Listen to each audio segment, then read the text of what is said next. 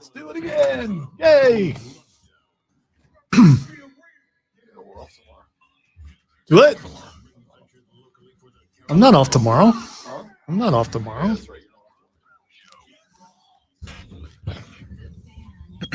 We really should take a day off, dude. We did yesterday. We did?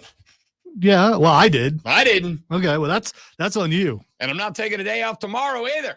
Well, I mean, you are Take a Sunday off. You're heavily compensated, so I mean, good for you. I'm acceptably compensated.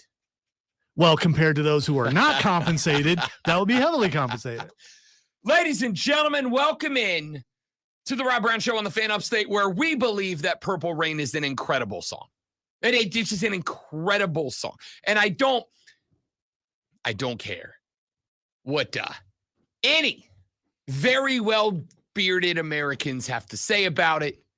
Diesel, Purple Rain is an incredible song. It is not overrated. It is perfectly rated as an incredible song. He may have lost his mojo, man. I think he may be off of it. And unable to jump one square into the studio over the glue.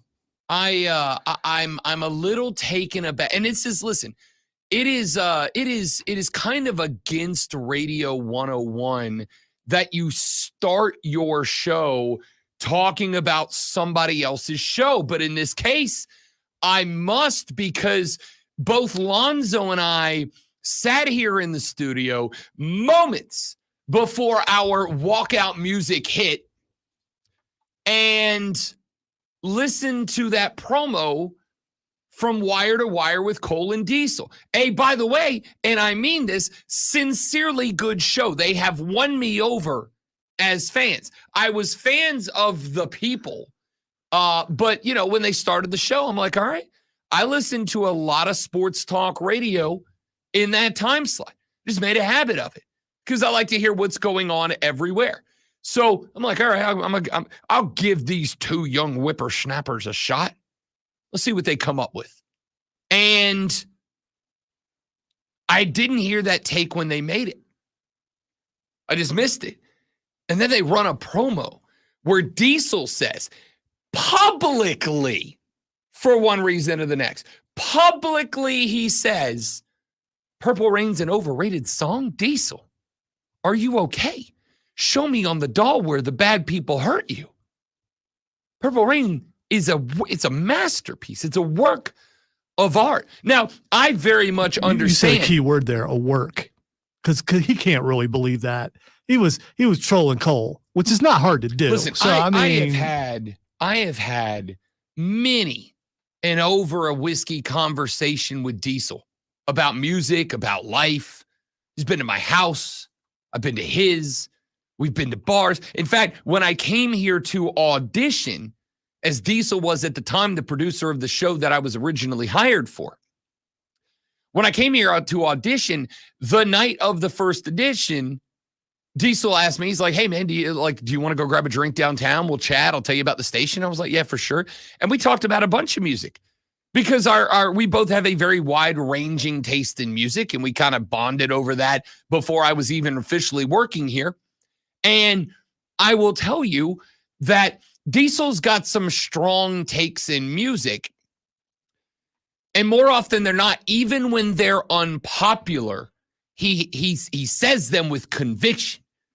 Even when they're unpopular, he says it with his chest. And I respect and appreciate that immensely.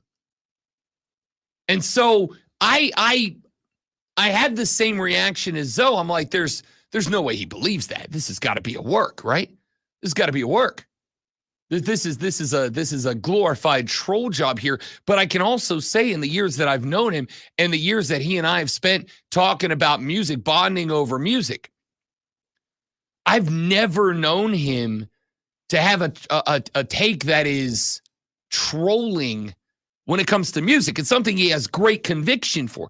Diesel also, for those of you that don't know, has a show on our rock station. He is a big music guy. So I heard that take and I was just like, oh, Diesel, no. What are we talking about here, bud? But you can't believe that. You can't believe that, right? There's no way. I was shocked. I was taken aback. I was stunned. I'm still, honestly, I haven't recovered from it yet. 5 minutes deep in the segment, I haven't recovered from that take. All right, we got a lot we got to get to on the radio program today. I am looking forward to it. We have got the Nathan's hot dog eating competition that we have to get to because a guy not named Joey Chestnut won it. Did you watch? Did you tune in at all? Nah, man. didn't either. Joey is the hot dog contest. Yeah. I think I saw like something on X where they were getting booed because he wasn't there or something. I don't know. I mean, I didn't watch it, so I don't know. I didn't watch it. I didn't even pay attention to it enough to the point that it did not show up on my social media feed. I was looking through around lunchtime to see what was on and decided, I'm going with YouTube because I ain't watching that. He's not there. And they made a big deal out of the whole thing. If he just wasn't there, that would be different. But it was a big publicity thing. And it's like, okay, you turn me off. I'm not watching. It was very interesting. In fact, I will go one step further. Not only was Joey Chestnut not there, Joey Chestnut did a competitive eating exhibition, I guess, at a military base. He took on 4 members of our nation's armed forces in a throwaway exhibition competitive eating contest. And that showed up more in my social media algorithm than the actual Nathan's hot dog eating competition. I got to imagine Nathan's recognized when the TV ratings started trickling in from yesterday evening, the initial ratings. I got to think the folks at Nathan's looked around and went, we screwed up. Yeah, but it's hard to admit that you're wrong. And we'll see. We'll see if they see what the state of the world is and what they've done and try to fix it. And boy, howdy, did they do something. They absolutely did. We'll get into some competitive eating. We know that's a big, big topic you guys are very passionate about here on the Rob Brown Show in the Fan Upstate. We got to talk a little bit coming up, actually a lot of bit today, about the Carolina Panthers. Got to talk a lot about the Carolina Panthers today because there's a lot going on about the Carolina Panthers. There was a story that broke a little bit earlier in the week, but it really gained some steam yesterday, that apparently around the National Football League draft period, apparently Nicole Tepper was asked, questioned, interrogated. Apparently, some folks in the war room were asking Nicole Tepper for input in the NFL draft this year. See, you got to be careful when you do this because it comes across a little bit as why would they ask a woman? And I'm serious. You need to be careful with this because it does come across that way. So I had that thought yesterday when I was kind of programming the show for today. But I also think it would you don't want to be Cam Newton. I think it would be dishonest of me not to say I have a problem with it. However, I will throw the disclaimer on it that it has absolutely and entirely nothing to do with the fact that Nicole Tepper is a woman. And I can tell you that because there is a woman on the Carolina Panthers scouting team. And none of you even know her name. None of you know her name. Jordan Turgovac, and I'm going to say I may or may not be getting that right. Trgovac. That is the first time you've ever mispronounced someone's name. I'm very disappointed. Do you know for a fact I mispronounced it? No. Okay. So maybe I didn't. Either way, Jordan Turgovac, I'm going to say Turgovac is my final answer, though I am going to acknowledge I'm probably butchering that. Jordan is the Carolina Panthers scout for the Mid-Atlantic region. She has been on the scouting staff for some time now, and I would like to point out that I have never once called her into question. She's in her 3rd season with the Panthers now. She, for the record, also spent time with the Kansas City Chiefs. And I would say, and I could be wrong about this, Chiefs have done pretty well in recent history. I can check their Wikipedia page to confirm that, but I'm relatively sure without doing spot research, the Chiefs, Lonzo, and I think you can probably confirm or deny this, the Chiefs done pretty well in the last decade. I'm detecting a hint of disrespect in there. Not even a little, in fact, quite the opposite. Okay, because it's better than pretty okay. It's excellent. I mean, come on. Quite the opposite. Jordan spent time with the Chiefs. They've been pretty good. Now she's a member of the Panthers scouting search, and no one has said a negative thing about her. There have been some questions about the team as a whole, I think, and I think that is fair. But I think the point that I would like to make here is that it has nothing to do with the fact that she's a woman and everything to do with the qualifications aren't there. They're not there. Being around a team is not a qualification for being asked to grade players before the draft. It's just not. And as probably should be expected, the fans were not thrilled about this. Not in the least. And they should not be. And for the record, so I feel like I'm going to be saying for the record a lot today. For the record, I don't want David Tepper being asked about his input either. Neither one of them should be being asked for their input on draft day. Now, they always have the right to ask it because it is their team, or I guess I should say the right to give it because it is their team, and they can walk into the room, look around, and say that you will listen to every damn word I have to say. And that would make perfect sense, but I'm not asking anybody who has not got the qualifications to analyze. I don't understand something. So this appears to be so you're saying owners should not be in the draft room, should not be, and it should be nowhere near something they own. Because that, I don't understand that. Obviously, or you believe that when someone buys a team, it's because they love football. I mean, it may be because they want to make more money. You know how you make more money? When the football team is good. Mm-hmm. I know it's not happening for the Panthers right now, but still, I mean, you own the team. You have a right to be in there. You also said that. You have a right to give your input. Just said that. And being overly criticized, I don't understand. Now, their takes can be bad. Their opinions can be bad. Their decisions can be bad. But in the end, it's their decision to make. Don't disagree with any of it. However, what I will say is that sometimes the mark of a good leader is shutting the hell up and letting people who know what they do it. Sometimes the mark of a good leader is getting out of the way and letting other people lead when it's their time. That's it.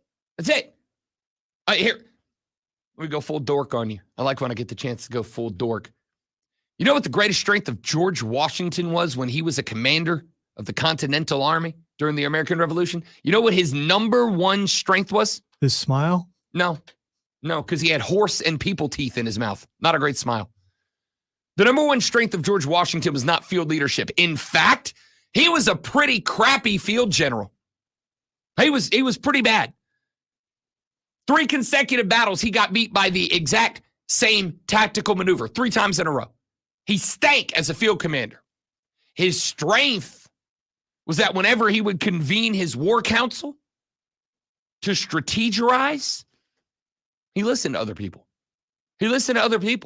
When they were going down south, he listened to his commanders who were from the south, who said, I'm from there. I know what this landscape is like. You tell me, I'm going to tell you what to do to help you win. And he would listen.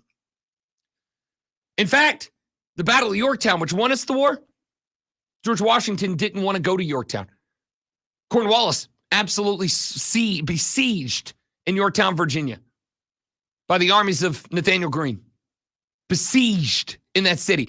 And you know what George Washington wanted to do? Washington wanted to march back on New York. We'd have got it handed to us if we did that. Because Clinton was still fully supplanted in New York with thousands of troops. Bill Clinton? No. No, Lord General Clinton of the British Army. And I don't think Bill was running amok back in 1781. Had we gone to New York, we would be British today. We'd be talking about football. Lovely, lovely football. The kind that involves your foot in the ball. It's a C- British accent. No, it's not. C-. It is not. I mean, that's all right. C. I accept. It's not good. Point is, and we done what he wanted.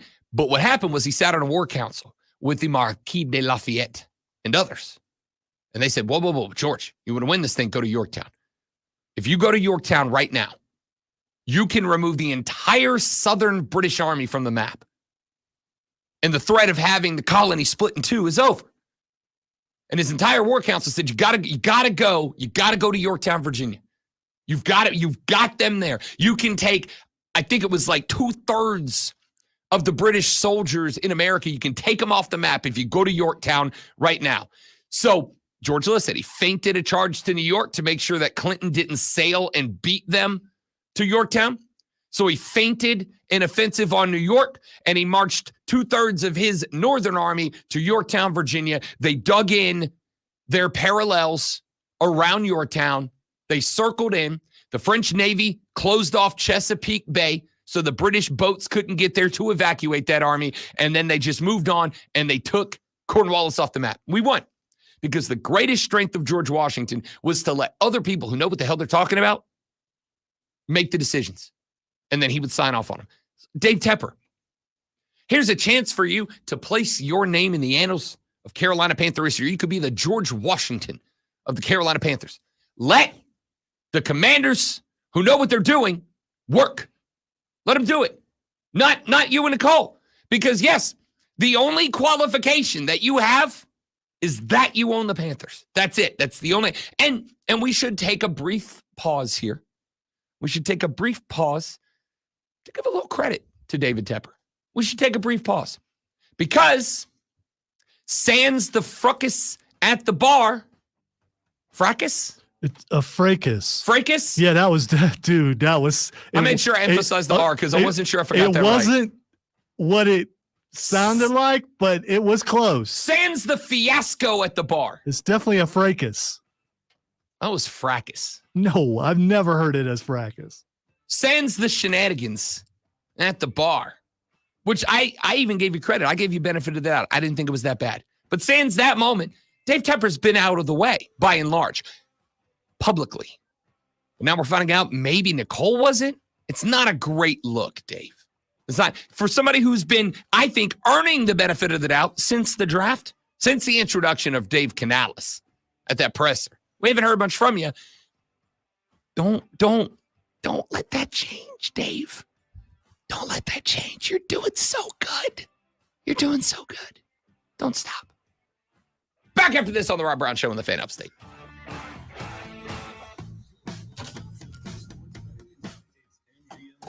What the world you doing, man? What are you doing?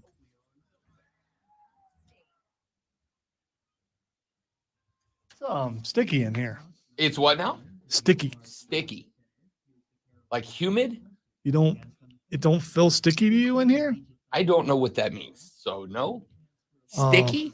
Yes, sticky. Because of humidity, you feel sticky. Right. Like you're stuck in glue. Like there's glue on your arms and your pits and your nethers and between your toes. I'm not feeling that now. Okay. Maybe you're just sweaty. From what? I don't know. I've been sedentary for the last 19 minutes.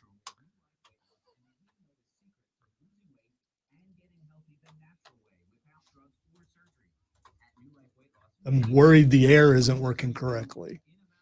Oh, I'm chilly over here. Okay. I mean, not chilly. You also just lost 40 pounds. It's going to make you cold no matter what. Wow. Listen to that.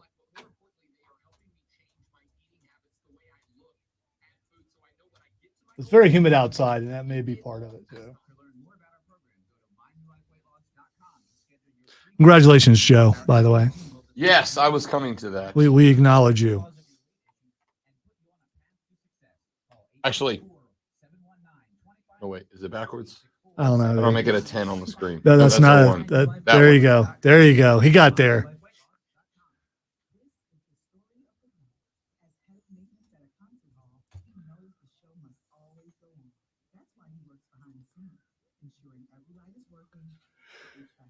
Every light is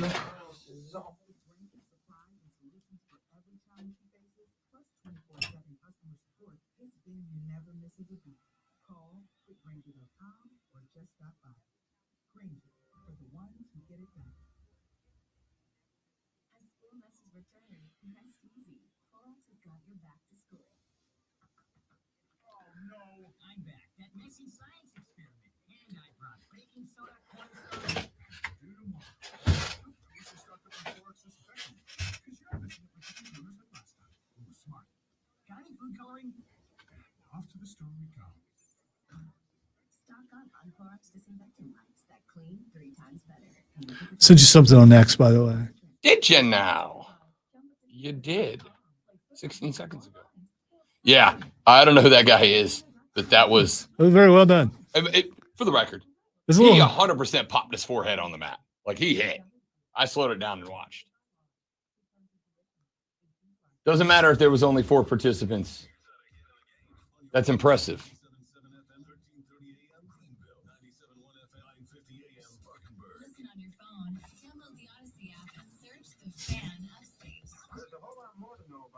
If you really want to go into the subject, your smart speaker. Just say play 97 The Fan Upstate on your HD radio at WFBC HD3. There's just one more thing. And on your computer at thefanupstate.com. Rise and shine, sports fans. Grab your coffee and a jolt of sports.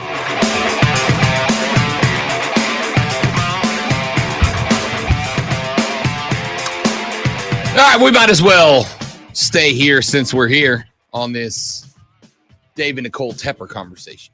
Friday, gotta get down on Friday. Yes, indeed. Let's get the negativity out of the way. Y'all know how Friday shows go.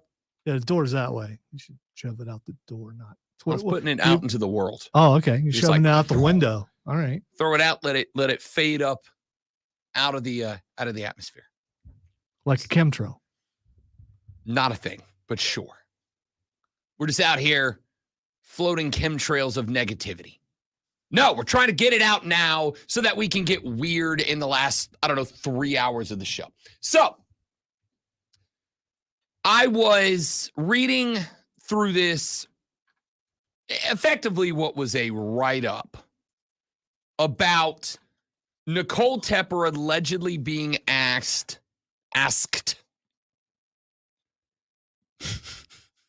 Somebody said you know why I'm doing this? Because a handful of days ago, one of my friends, I guess they listen to the show every day, but a friend said, Oh, you could dislike the show and still listen to it every day. That's true. One of my friends said to me the other day, Rob, you make me laugh every time you talk about asking someone the question, because when you use the past tense of that word, it sounds like you're saying they're asked. And I'm like, yeah, I don't know how what do you want me to do? I still hear the K in there. It's very brief though. And who knows, maybe it dissipates through the air as the radio waves make it to wherever they're listening. Yeah, I don't know. What I'll say is shut up. You think the compression would pump up the K, but maybe it's the opposite. Maybe it tamps it down. It's radio lingo. So here's what has happened. A video of Nicole joining team staff in the war room during the draft started picking up steam. Apparently, Nicole whispers in the clip as Dave. I haven't found this clip, by the way. I don't know, Zoe, if we can try to find this clip and maybe check it during the break and listen to it next segment. But apparently, Nicole whispers in the clip as head coach Dave Canales looks on. He's like, would you trade up for the guy that I like? And I said, yeah. So effectively, she and Dave Canales were having conversations about who she liked in the draft. Now, let's be abundantly clear. In a general sense of things, I don't really have a problem because, as I said in the last segment, it is the Teppers team. It is her and Dave's team, and they have the right to voice the opinion. But see, here's the thing. Qualifications matter. Credentials matter.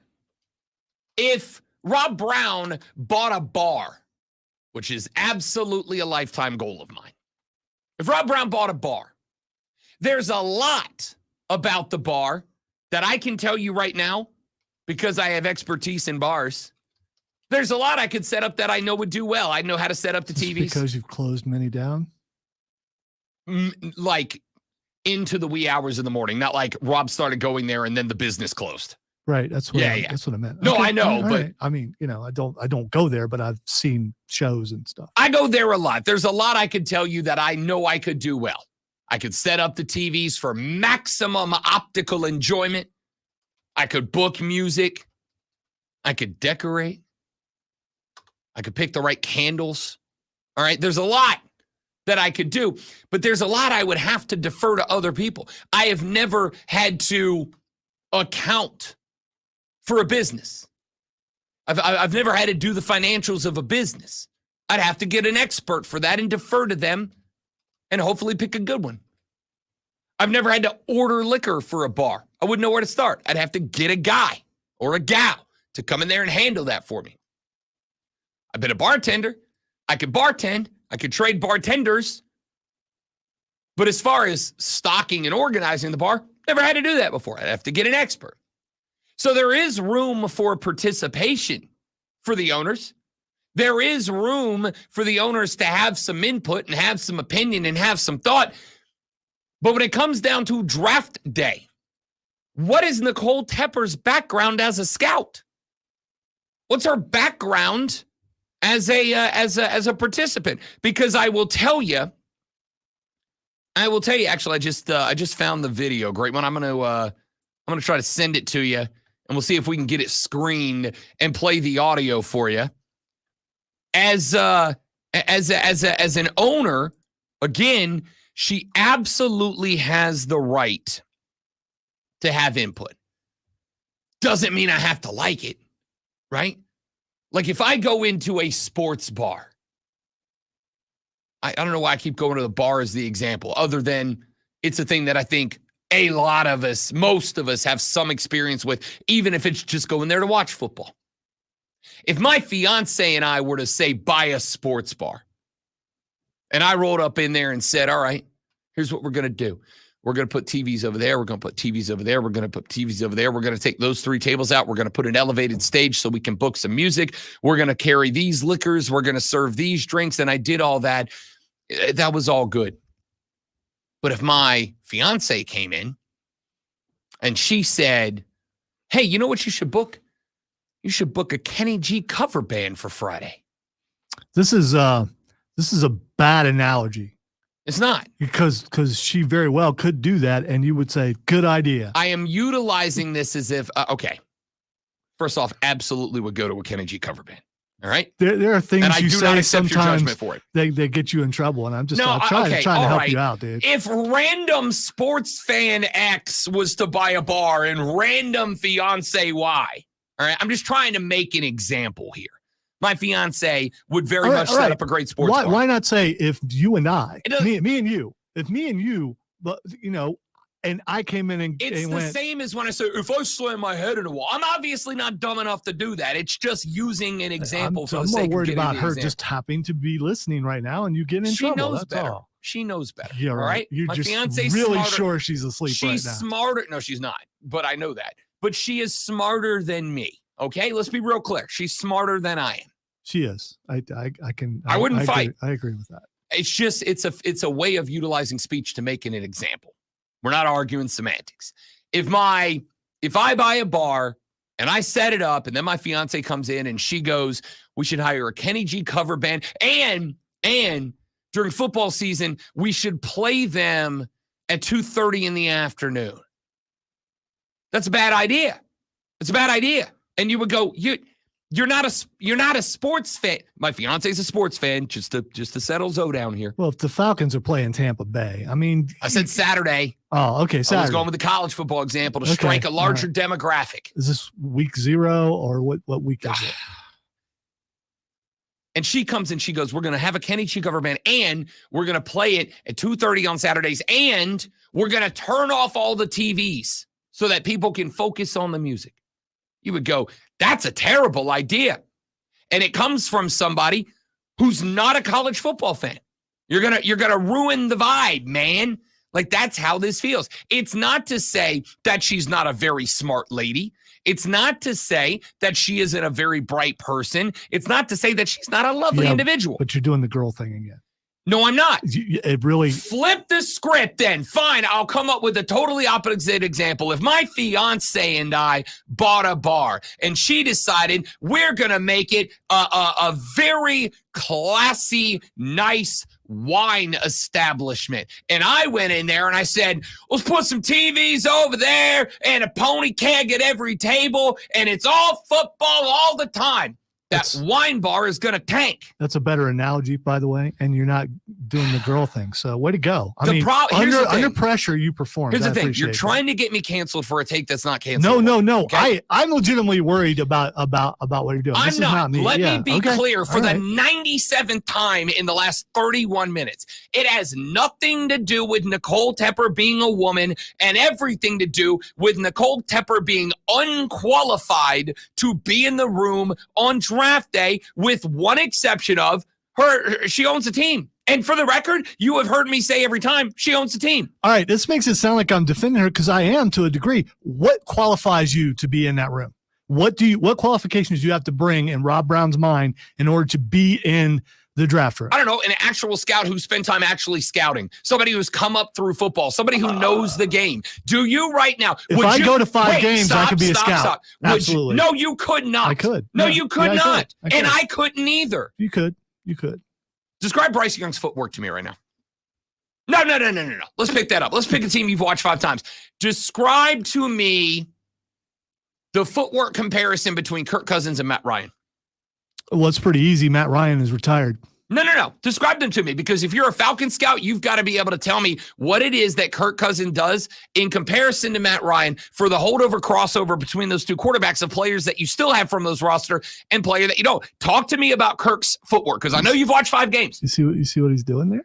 I'm telling you, you're wrong. What he's doing there, and you're wrong. The immense amount of stones that you've got to have to go, I can watch 5 games and do a job that people spend years crafting to be good enough to get hired to an NFL team. All right, let's wait till football season, and we'll put this to the test, because you've just basically called me dumb. No, I have not. No, I have not. And I said you're unqualified, and so have I. Yeah. What you throw yourself in there after belittling me over this thing? Yeah, it's fine. No. It's fine. It's fine. Every woman I've ever dated. Ignore the fact that I actually said, I'm not qualified either. I'm not qualified to be a scout. Neither are you. We're neither one, and we've been watching football for how do you decades. Get qualified to be a scout? First off, there are quite literally classes you will go through, and then you have to get registered and licensed to do it. Where do you go to? I don't know, because I'm not one. Okay. Because I'm not a guy. Okay. All right. I don't agree with your opinion on I this. understand. And I think it's an opinion. I don't think it's rules set in stone. I don't. Could you be a heavyweight boxer tomorrow? No, you're not qualified for it. Sure I am. I'm a heavyweight. Thank you very much. Now you've cracked on my weight. Can we go to break? My head hurts. It's 34 minutes in the show. Back after this on the Rob Brown Show with Lonzo the Scout and Rob on the Fan Upstate.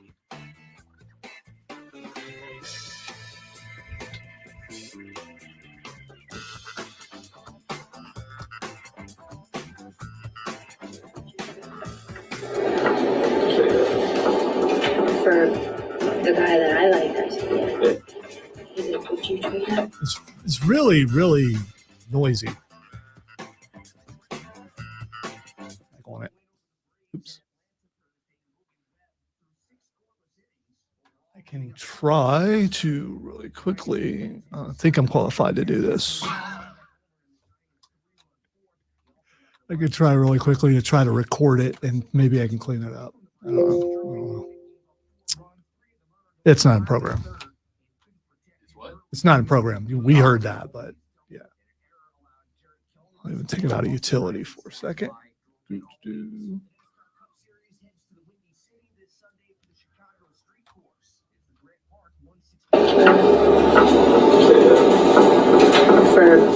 the guy that I like, I said, yeah.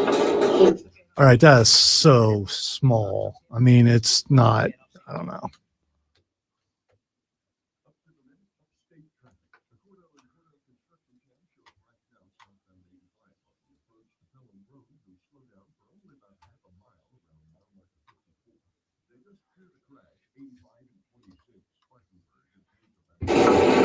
For the guy that I like, I said, yeah. For So Canales asks her, would you trade up? And she says, for the guy I like, I suppose. For the guy that I like, I said, yeah.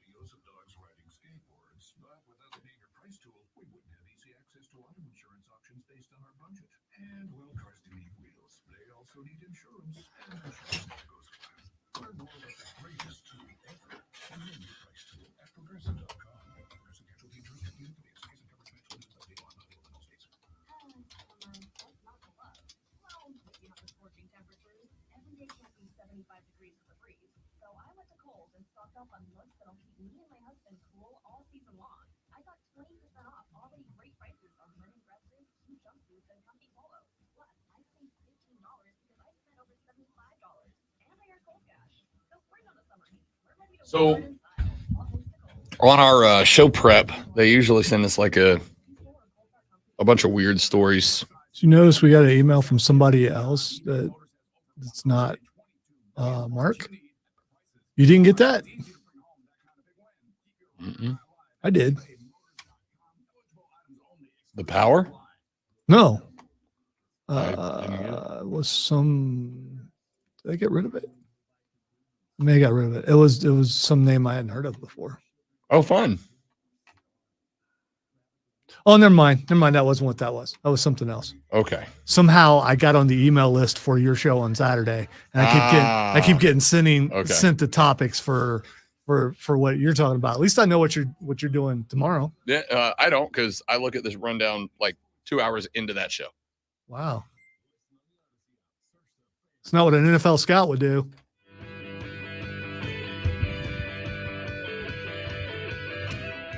The Rob Brown Show continues. It's the Fan Upstate. All right, so Lonzo is qualified to be an executive producer because he's listened to 5 radio shows, so he's qualified. I didn't go to school for it though. I went to school for a different kind of recording, and somehow I've done this job for 30 years. Didn't go to school for it. Don't have a degree. Don't have a degree. I've won a couple awards though. So, I mean, there's that. So. There's the good news. The good news is we are both able to be replaced with somebody who's listened to 5 radio shows. So you may think that I think I'm irreplaceable, but what do you know? So do I. That's kind of my point. That's not what you said. Now, that being said, Lonzo is qualified and is very talented at his job. And we found the video. It is really not all that much. But sometimes you don't need a lot to make an impact. Here's the audio from the video clip that spurred this whole conversation. For the guy that I like, I said, yeah. That's pretty much it. Dave Canales, in the very beginning of a clip, is quoted as asking her, would you trade up? And Nicole Tepper says, for the guy I like, I suppose. And that's it. But that is a huge consequential thing. We thing. all would say that, though. I like that 100%. guy. I would like to move up for that guy. 100%. And for the record, it is not all that. If this happened to the owner of 29 teams. So this is because she liked Bryce Young, and the mistake that she made, you're confirming the mistake she made because she liked Bryce Young, that disqualifies her from ever being able to look at a player and go, yeah, that's a good guy. No, not at all. what I was going to say is this happened to 29 other teams. This is not a story. It's not a story.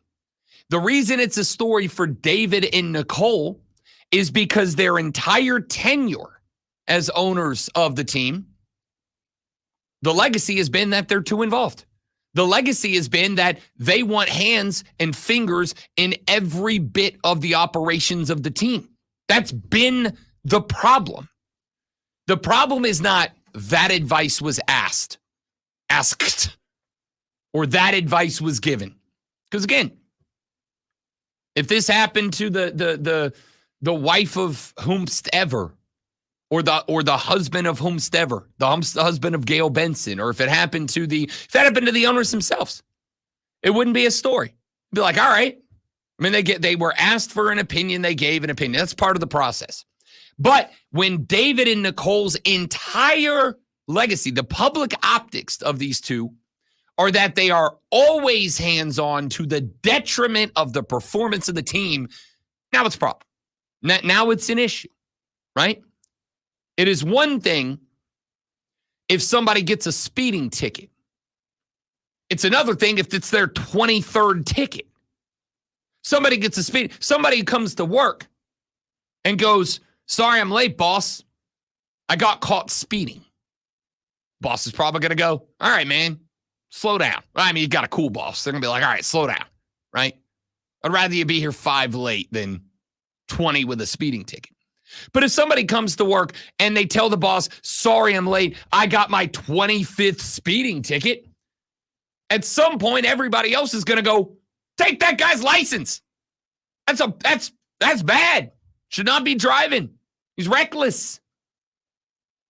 That's kind of the feeling about these two. Now, there was another moment that popped up this weekend. This actually apparently took place on like a local show in Charlotte a while back, and I don't know how I missed it, but I just saw the clip. And even though it's an older clip, I still think it's important. This clip got played on the YouTube version of Cam Newton's pod. Now, it's not Cam, it's Nicole. And Nicole was doing like a local TV show in Charlotte, and she was asked what makes her the most proud of her and Dave's time as the owners of the Carolina Panthers.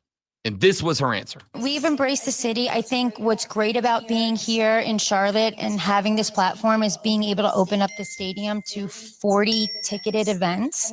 I mean, for the city and the state of Charlotte, for the people here and the economic impact it had. So for me, for Dave, like that's really one of the most proudest moments in the 6 years. I think before there was only 10 to 13 events here. So, I mean, think about that. It's amazing. The most proud thing that she could come up with during her tenure as the owner of the Panthers is that they increased ticketed events from 13 to 40 at Bank of America Stadium. Here's the fun part. That benefits no one but Dave and Nicole and the economic community around BOA. That's it. It does not benefit the Carolina Panthers at all. Which is good for them. So, I mean, good for everyone in the Charlotte area. Is that the thing you're most proud of? Not as a community member of Charlotte. Dude, the teammate won. She can't say I'm proud of how well. That's the point. Yeah, well. That's the point. That's the problem. Well, you know. Okay. Do you not agree that's the problem? I'm not asking what's the proudest you've been as a business owner in Charlotte. She may be a part of the problem, but I'm not putting all the blame on her. I'm not putting all the blame on her. It sure does seem like it. But she is the ownership, as is David Tepper. As they are a team. They are husband and wife duo owners. They are a team. And so let me be clear. So she is Jerry Jones and Al Davis, because you talk about her the same way you talk about I absolutely think she is the female Jerry Jones, and David Tepper is a Jerry Jones knockoff. Yes. What has been the problem with the Dallas Cowboys for 25 years now? Jerry Jones. Cole Bryson will sit in that chair this afternoon, and if you ask him, he'll say the same thing. Jerry's the problem. Why? because Jerry, after all this time, still thinks he's a football guy. And he's clearly not, because it's the same dumb decisions year after year after year after year that builds up a good regular season team that chokes and collapses in the playoffs every stinking year. Every year. It's the same issues.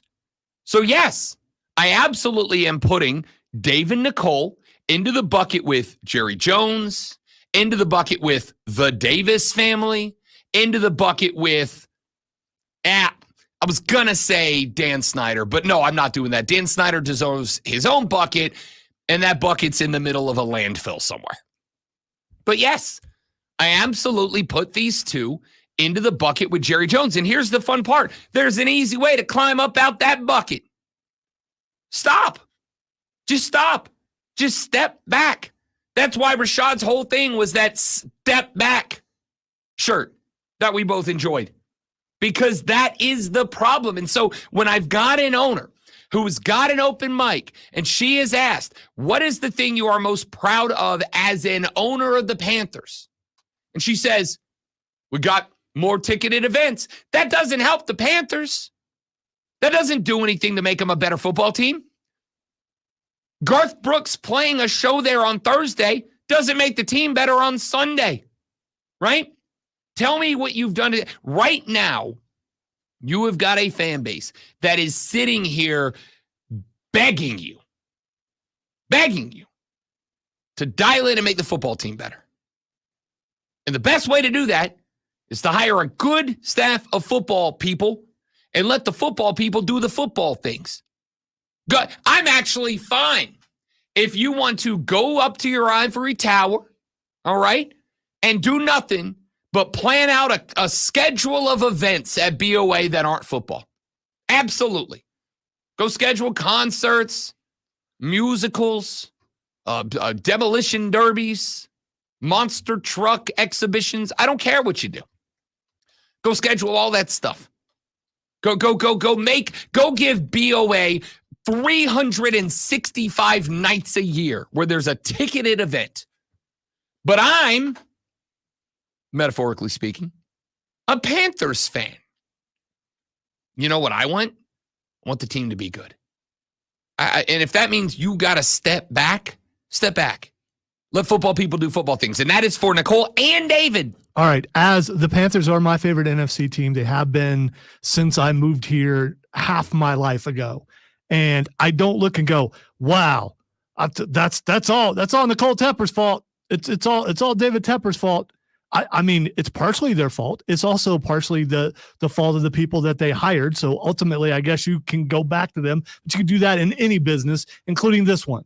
If we get bad ratings, it's not just about us. It's about the people who hired us. It's about their boss and their boss's boss. It's nitpicking to a degree that's just, I think if the Panthers training camp were still at Wofford this year, we could walk out there and talk to each person who's sitting in the stands, a crowded stands, by the way, and ask them, what's the problem with the Panthers?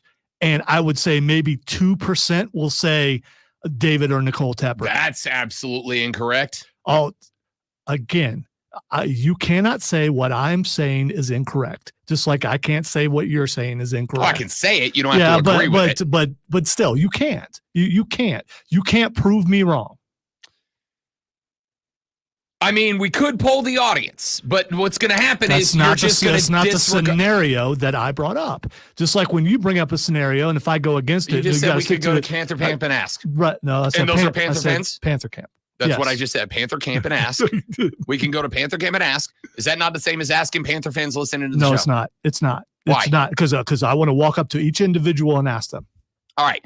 Then my opinion is, there you go. My opinion is, and for the record, this is one of those times where, as much as Lonzo thinks this is impossible, it's not. I'm doing it right now. This is not Rob Brown, Panther fan. This is just guy on the outside who knows ball. That's it. That's it. As opposed to guy over here who doesn't. No. You know ball too. You wouldn't be here if you didn't know ball. You don't get on a sports talk show, especially a two-time South Carolina Broadcasters Association sports talk radio show of the year. You don't get on that without knowing ball. But what I'm saying is, you use the example of radio. If the ratings for the station were in the crapper and they stayed in the crapper for a long time, you're correct. You and I would be blamed, and so would the people who put us here.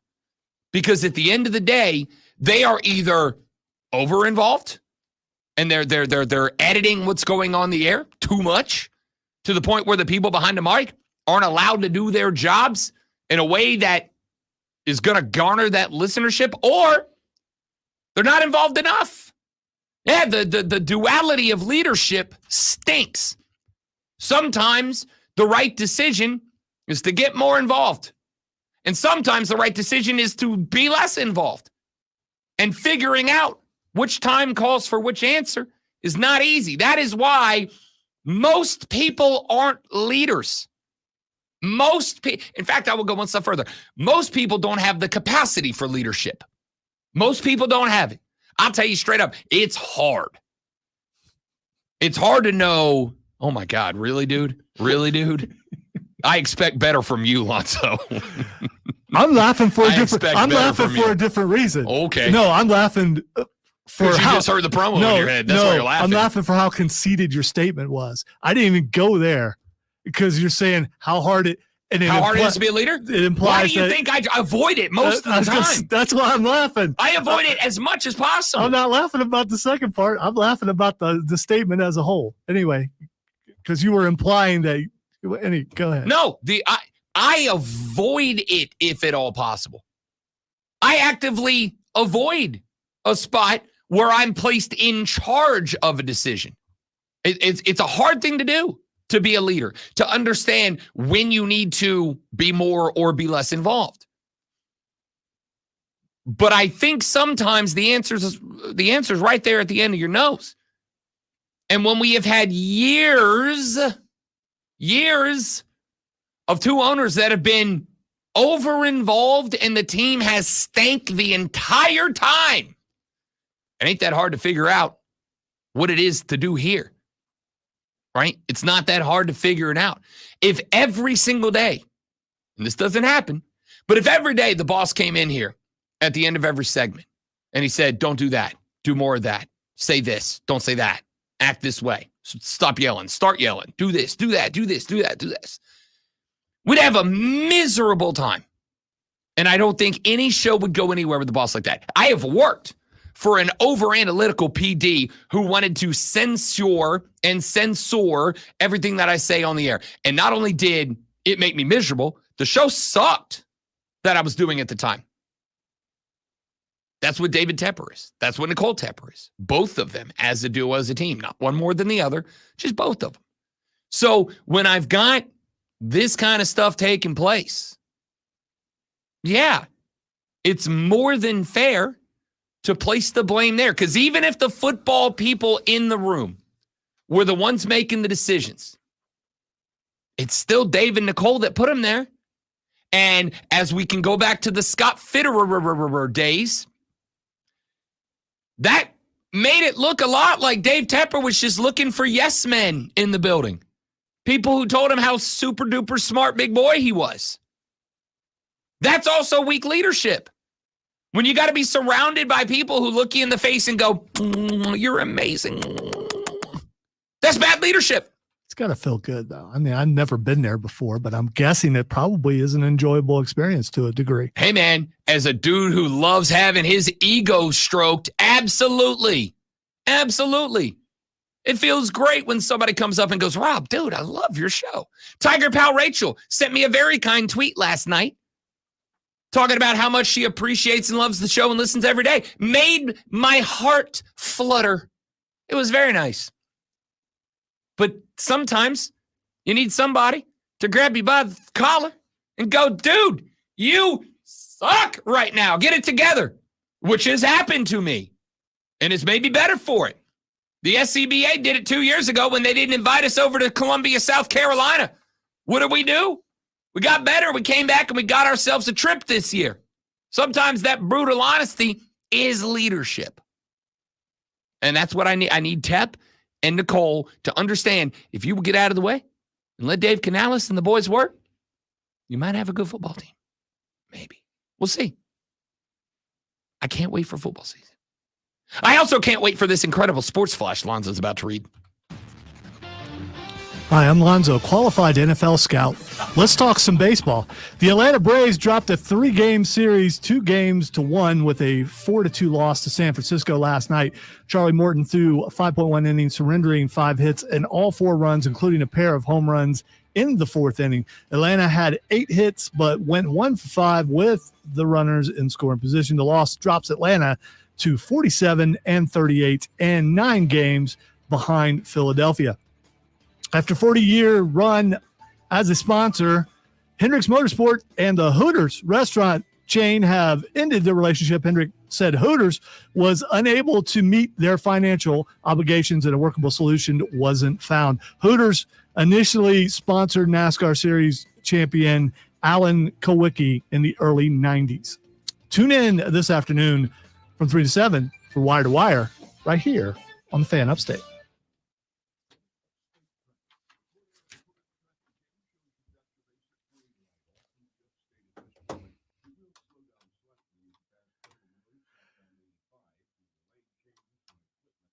Pretty sure you put that in there thinking I wouldn't read it. So, you know.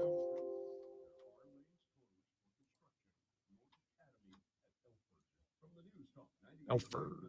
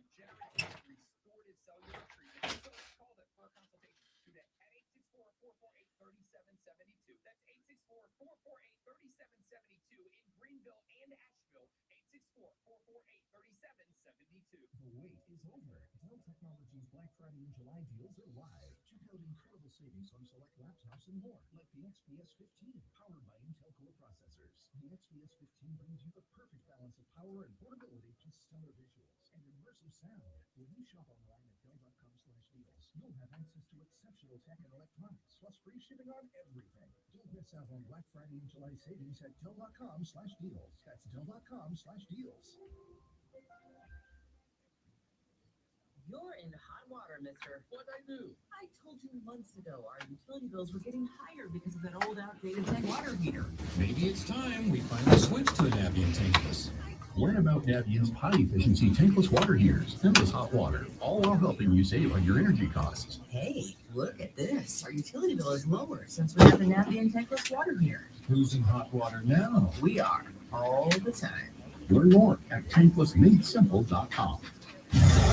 Your morning jolt of sports. It's the Rundown Show. The county sheriff's office in Tennessee confirmed to the Post that 57-year-old Darius Rucker was booked on 3 separate charges. The Hootie and the Blowfish member was charged. What do you mean member? He's Hootie. It's his band. There is no Hootie. Was charged with 2 counts of simple possession, casual exchange of a controlled substance, 1 count of a violation of the state's vehicle registration law. In layman's terms, Rucker was allegedly involved in a drug handoff, and a law enforcement claimed his tags were expired. I love this. He appeared emotionless in his mugshot. Yeah, I'm sure because he was like halfway between stoned and furious. He's supposed to cry. I mean, let him cry. If the tears fall down like rain, let her cry. You know I had to. Come on, man. It was right there. I set you up. It was right there. Don't hit snooze. Hit play. The Ron Brown Show. Now morning 6 to 10 on the Fan. The Fan Upstate. When it comes to the best sports talk. New life in the next break. New life in the next break. I mean, Tracy, I assume she can. It's her team. I mean, it's her and Dave's team, but it's her team.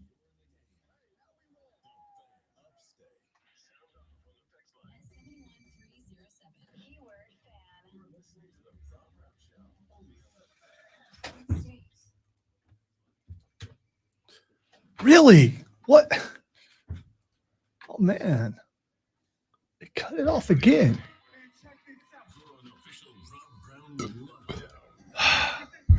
Why? Twice in a row. Look again and make sure.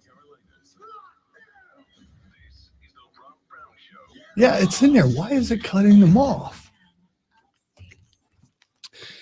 And away we go, ladies and gentlemen. Hour number 2 of the Rob Brown Radio program starts right now. Welcome back. It is the Fan Upstate. Rob and the great one, Lonzo, just a pair of qualified NFL scouts with you. Hear this AM, be a part of this lovely little program that we've got working by jumping on the phone line, the Renewal by Anderson of the Carolinas Fan Phone at 844-326-3663, 844-FANFONE. You can also shoot us a text on the text line at 71307, 71307. Start your text with FAN, F-A-N, FAN, F-A-N, and we will read them on the air. Got a couple of texts that have come in so far this AM. Joey text the show, said, Rob, I'm 2% of Panthers fans saying the Teppers are the problem. Got another text that said, Fan, I'm not even a Panther fan, but because I listened to the show, I totally agree with Rob after listening for 2 years and with Rashad's appearances. And another texter that's from Big Mick that said, Rob, is it text or texted for past tense? As in, I text or I texted? It's texted. Wow. The people are correcting the way you speak. I heard that happen on the national program a little bit earlier when I was setting things up. And it's like, yeah, that other thing. I don't come into your job and go, hey man, that's the wrong wrench. Okay. That wrench you're using, right? You could do better if you use this wrench. I mean, if they're using the wrong wrench, you would, right? Maybe they're comfortable with the wrench they're using. I mean, the correct wrench isn't determined by your comfort. It's either it's the right size wrench or it's not. Does it get the job done? I mean, that's what it comes down to. So you go on texting. You do texting. That. You do that. Don't you listen to this guy. You know what? Now that I think about it, I think it would be so in this case, text as in the text is a noun. So like I sent a text, or in this case, it would be almost like a noun verb combo. I text well, that would be present tense. I text Lonzo, in which case text is a verb. If you sent a text, it would be I sent a text, in which case text is the noun. But if you're describing the action you did, it would be I text Lonzo, as in I text Lonzo. I either have texted or will text again, but I act as in I take the action of texting. But if you are describing text as a verb, that I would assume that the past tense would be texted, as in yesterday I texted Lonzo. It doesn't necessarily sound right, though, does it? The past tense of text is texted or text. Oh, it can be. Third person singular simple present indicative form of text is texts. The present participle of text is texting. The past participle. Yep, that's the one. It's a participle. The past participle of text is texted or text. Okay, so there you go, Big Mick. You got your answer. It is. Everybody's right. It is somehow both and neither at the same time. Pretty impressive. All right, it is 7:03 in the morning. You have 56 minutes and 5 seconds before you got to get to the office. No, they don't. Ain't nobody working today but us. That's true. Yeah, I mean, look outside. There's nobody in the parking lot. There's nobody on the road. Nobody on the beach. Marcus said, feel it in the air. Marcus Summer's said, I out of love reach. these bunny trails y'all go down. Yeah, welcome to the show, especially on Friday. Friday, like it just is what it is. You interrupted my quoting of a wonderful song. Sorry. The Boys of Summer. The Ataris. No. I mean, yes, it was a cover. It was Don Henley, obviously. Okay, But yeah. I mean, I'm not gonna lie. Wow. I when it comes to covers versus originals, there's a short list. I like the cover better. The Atari's cover of Boys of Summer is better than Don Henley's Boys of Summer. For sure. For sure. It's got the music fits the vibe. The theme of today is division and disdain and other D words. Disdain. Joey said, I wish that were true. Alonzo, I'm headed to the office now. Sorry, Joey. At least we'll be here with you till 10 because we're good friends like that. Now you have 54 minutes and 50 seconds to get to the office and get clocked in. And you're going to talk sports. You need to know what's going on in the world of sports. That's why we're here. And that's why we do this. Are you ready for the playbook of the peculiar, the almanac of the absurd, and the encyclopedia of the extraordinary? Well, you better be, because we're diving headfirst into the 3 top stories that will have your coworkers say, Friday, gotta get down on Friday. No. Here we go. Welcome to the water cooler cheat sheet on the Fan Upstate. It is the water cooler cheat sheet, the top 3 sports stories you need to know before you get to the office and start talking sports with your coworkers or friends or workplace proximity associates, whatever they might be. When you get there, when you start talking sports, these are just some, but maybe the most important things that you'll be discussing today. Let us begin with item numero uno.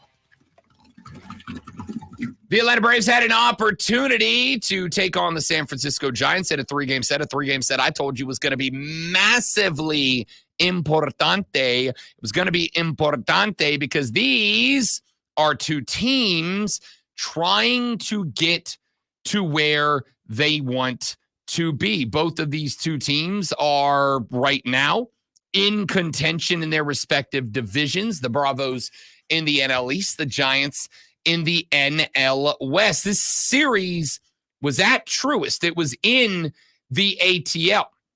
And it very much felt like the winner of this series was going to make a bit of a statement that we're here. We're ready. We're finding our way. We feel like we're in a pretty good spot. The Braves, completely unsurprisingly, did drop this series after a 4-2 loss yesterday. Chris Sale, in the second game of this series, got his 11th win on the season. That puts him first in the major leagues amongst pitchers for wins earned thus far. The Braves went with Uncle Charlie Morton last night, and Morton did not have a bad game. Went 5.1, gave up 5 hits. He gave up 4 runs, 3 of them earned, including a pair of dingers in the 4th inning to both Chapman and Ramos that gave the San Francisco Giants a lead that they would not return to the Atlanta Braves at any point. By the way, I did think of the great one, Lonzo, yesterday, because on You Better You Bet, the show that I am on all this week from 3 to 7 in the afternoon on the BetQL network, I was working with a young man by the name of PJ Glasser, who I adore, by the way. PJ's good people and a brilliant betting analyst. PJ calls them, Lonzo, dongs. My favorite part is that when somebody goes big yad, PJ will go, there's Eliot Ramos with a big dong to left.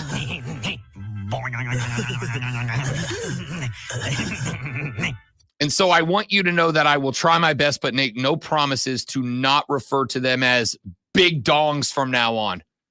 I'm not saying it's not going to happen. I'm just saying I can't promise it's not going to happen. Burn it down! Burn it down! So Charlie Morton allowed 2 big dongs yesterday. 1 to Chapman, 1 to Ramos in the 4th. That was the difference in the contest. So the Braves dropped this series 2-1. I just a suggestion that you not do that. Why? Because it's popular baseball terminology. Is it? Yeah. Because he's the only one who says that that I'm aware of, Yeah, I'm sure and there's that you're other people who aware do. of. Really? So you just want to be number 2 guy to say that? I don't. Okay. I mean, I'm number 2 guy a lot of the time. Yeah. If we're keeping it a buck. I'm the only with an and in this room. And I just want to say that it makes me uncomfortable, which is the reason why you're doing it. I just don't want it to make the show in trouble. That's so all. that we're clear, I'm doing it because I find it hilarious. There was and it makes me uncomfortable, which you find hilarious. No. Not everything's about you. Not everything's about It you. is absolutely. It's my not. story. without doubt. Sometimes I do things because I like it. Like talking about, never mind. I can't say it. I will say it later, but I can't. Yeah, right because now. if you said it in that context, yeah, exactly, it would not have worked. Exactly. No, it would have worked, and it would have worked even better. If you said it in that context, I would have dumped it. So, I know. That's why I knew what was going to happen. I knew it was going to happen. That's why I didn't do it as much as I wanted to. Should I apologize for hour 1? So you don't do this like the rest of the show? I mean, I'm not going to, but I'm asking if you think I should. I'm not doing this because it impacts Lonzo. I'm doing it because it is hilarious. That's why. Because it got a physical, visible reaction from me on the air. Yeah, just like that. They have new shows, by the way. I haven't watched them because I didn't watch the original either, but I do know. Beavis and Butthead? Yeah, they have new shows. I've been watching. I love them. Okay, all right. They went to space in an episode the other day, and it was glorious when they learned about the existence of black holes. It's very funny. Very funny. I'm so glad they're back. Braves lose the series 2-1. Let's go to item number 2 on the water cooler cheat sheet. We got the Copa America going on. Our first semifinal team is set after Leo Messi. Man, the Argentinians taking on Ecuador in the quarterfinals. It was a 1-1 contest after regulation. We went to PKs. Copa America, very interesting in that. Is that place kicker? Penalty kicks. Okay, all right. Which technically somebody kicking a penalty kick is a place kicker by definition. It is, but there are some people out there who don't know what that is. I'm just trying to help those people out. Those people are just going, what does he think about soccer? Because I want to, and because soccer is awesome, and because the world is watching these tournaments. That's why. The world. All right, part of as a whole. Part of it's just not this part of the world. The world. So, Argentina up against Ecuador last night, a very evenly split game. Each team holding on between 49 and 51% of the possession throughout the contest. Both teams had 2 shots on goal. Ecuador 9 shot attempts. Argentina 8. 14 fouls against Ecuador. 13 against Argentina. 2 yellow cards each. No red cards each. It was a very level matched contest last night. Which was very enjoyable to watch. It went to penalty kicks in Copa America in the quarterfinals and semifinals. They do not do extra time. For those of you that don't know soccer, after 90 minutes of regulation in most tournaments, if there is a tie after 90 minutes of regulation, they will add 2 15-minute stoppage or extra time periods on. If we have a winner, it is not sudden death. If we have the winner after those 30 minutes are played, great. If we do not, then we go to penalty kicks after that. The winner in the PK period is the winner of the contest. So we went to PKs last night. Leo Messi stepped up first for the Argentines, and he botched it. He missed the penalty kick. However, the keeper, Emi Martinez, did make 2 consecutive PK stops. Argentina would then go on to convert 4 consecutive penalty kicks after that, and they would take home the PK win over Ecuador. They will get the winner of a matchup this evening between Venezuela and Canada when the semifinals begin on Sunday. We do have a couple more matchups tomorrow that we will talk about later on in the radio program. But the Argentines, the first team through. Let's go to item number 3. I don't know what's happening to America, but I do know we should, we will do better. Breaking news out of NASCAR yesterday. after nearly 30 years in the game, it was announced that Hendrick Motorsports and one of their primary and longtime sponsors will be splitting ways. Hendrick Motorsports announced yesterday that they will be terminating their partnership with Hooters. This partnership goes back to the early 1990s when that world-famous owl adorned the hood of the car of former series champion Alan Kulwicki. They have been on a number of Hendrick driver vehicles since then, up to including most recently the hood of the car driven by Chase Elliott. Apparently, Hooters unable to pay their sponsorship obligations to Hendrick Motorsports, and because of that, Hendrick had to terminate that contract. Ladies, gentlemen, boys, girls, if Hooters can't thrive in the world of NASCAR, I don't know what chance any of us have.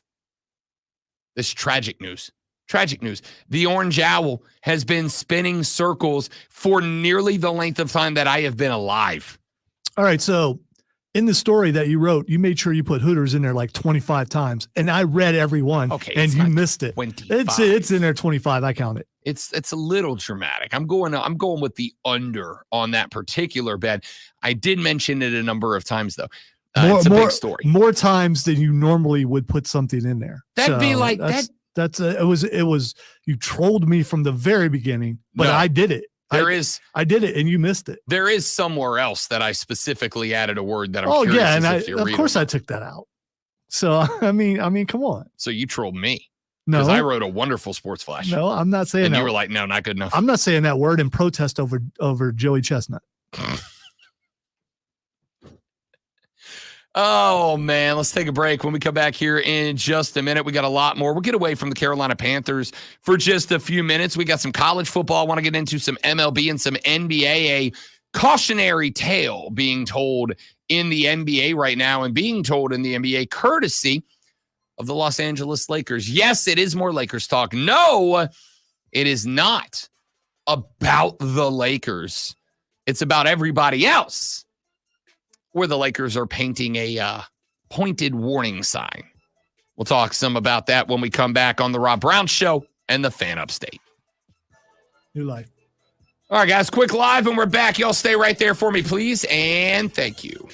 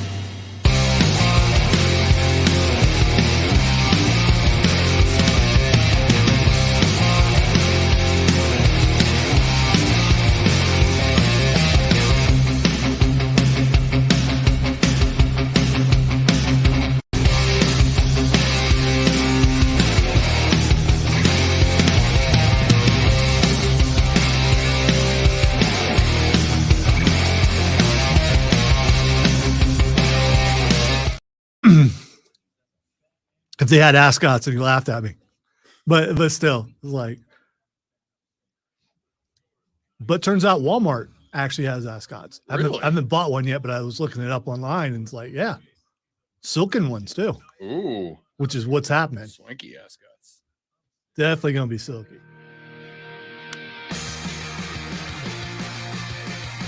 The Rob Brown Show rolls on. It's the Fan Upstate. Robin Lonzo with you. It is I think, going to be a bit of a cautionary tale, what is going on with the LA Lakers right now. If you've been paying attention, obviously you kind of have a little bit of knowledge of what the backstory here is. LeBron James wanted to play with his kid, Bronny. A lot of people, myself included, qualified to be NBA scouts, said, not the right pick. Not the right pick. Bronny's got potential, but he hasn't realized it yet. My man scored a whopping 4 points per game during his time at USC with the Trojans. He was playing like 15 minutes a game tops.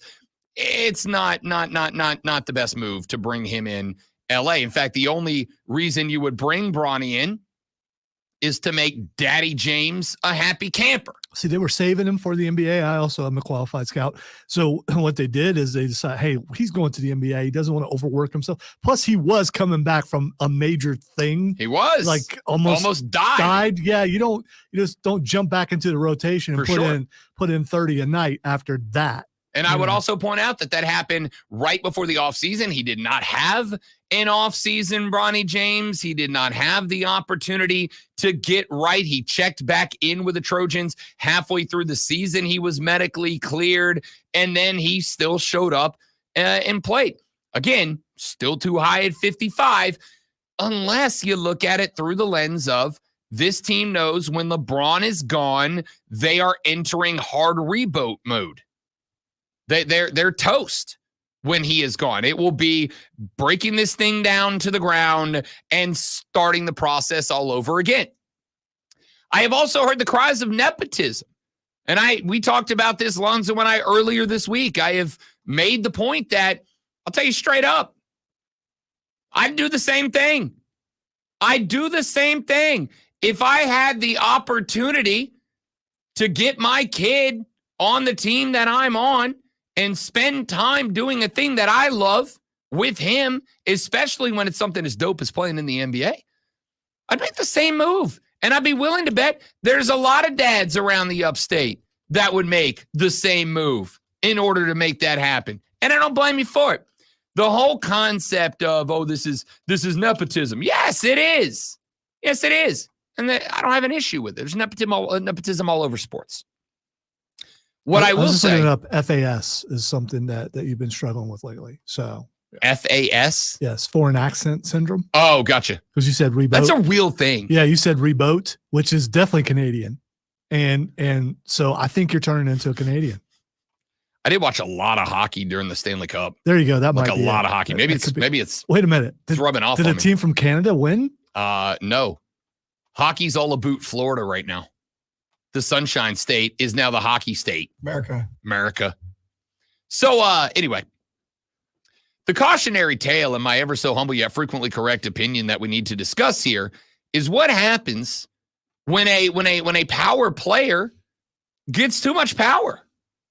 Because that's kind of the belief in what is happening with LeBron right now.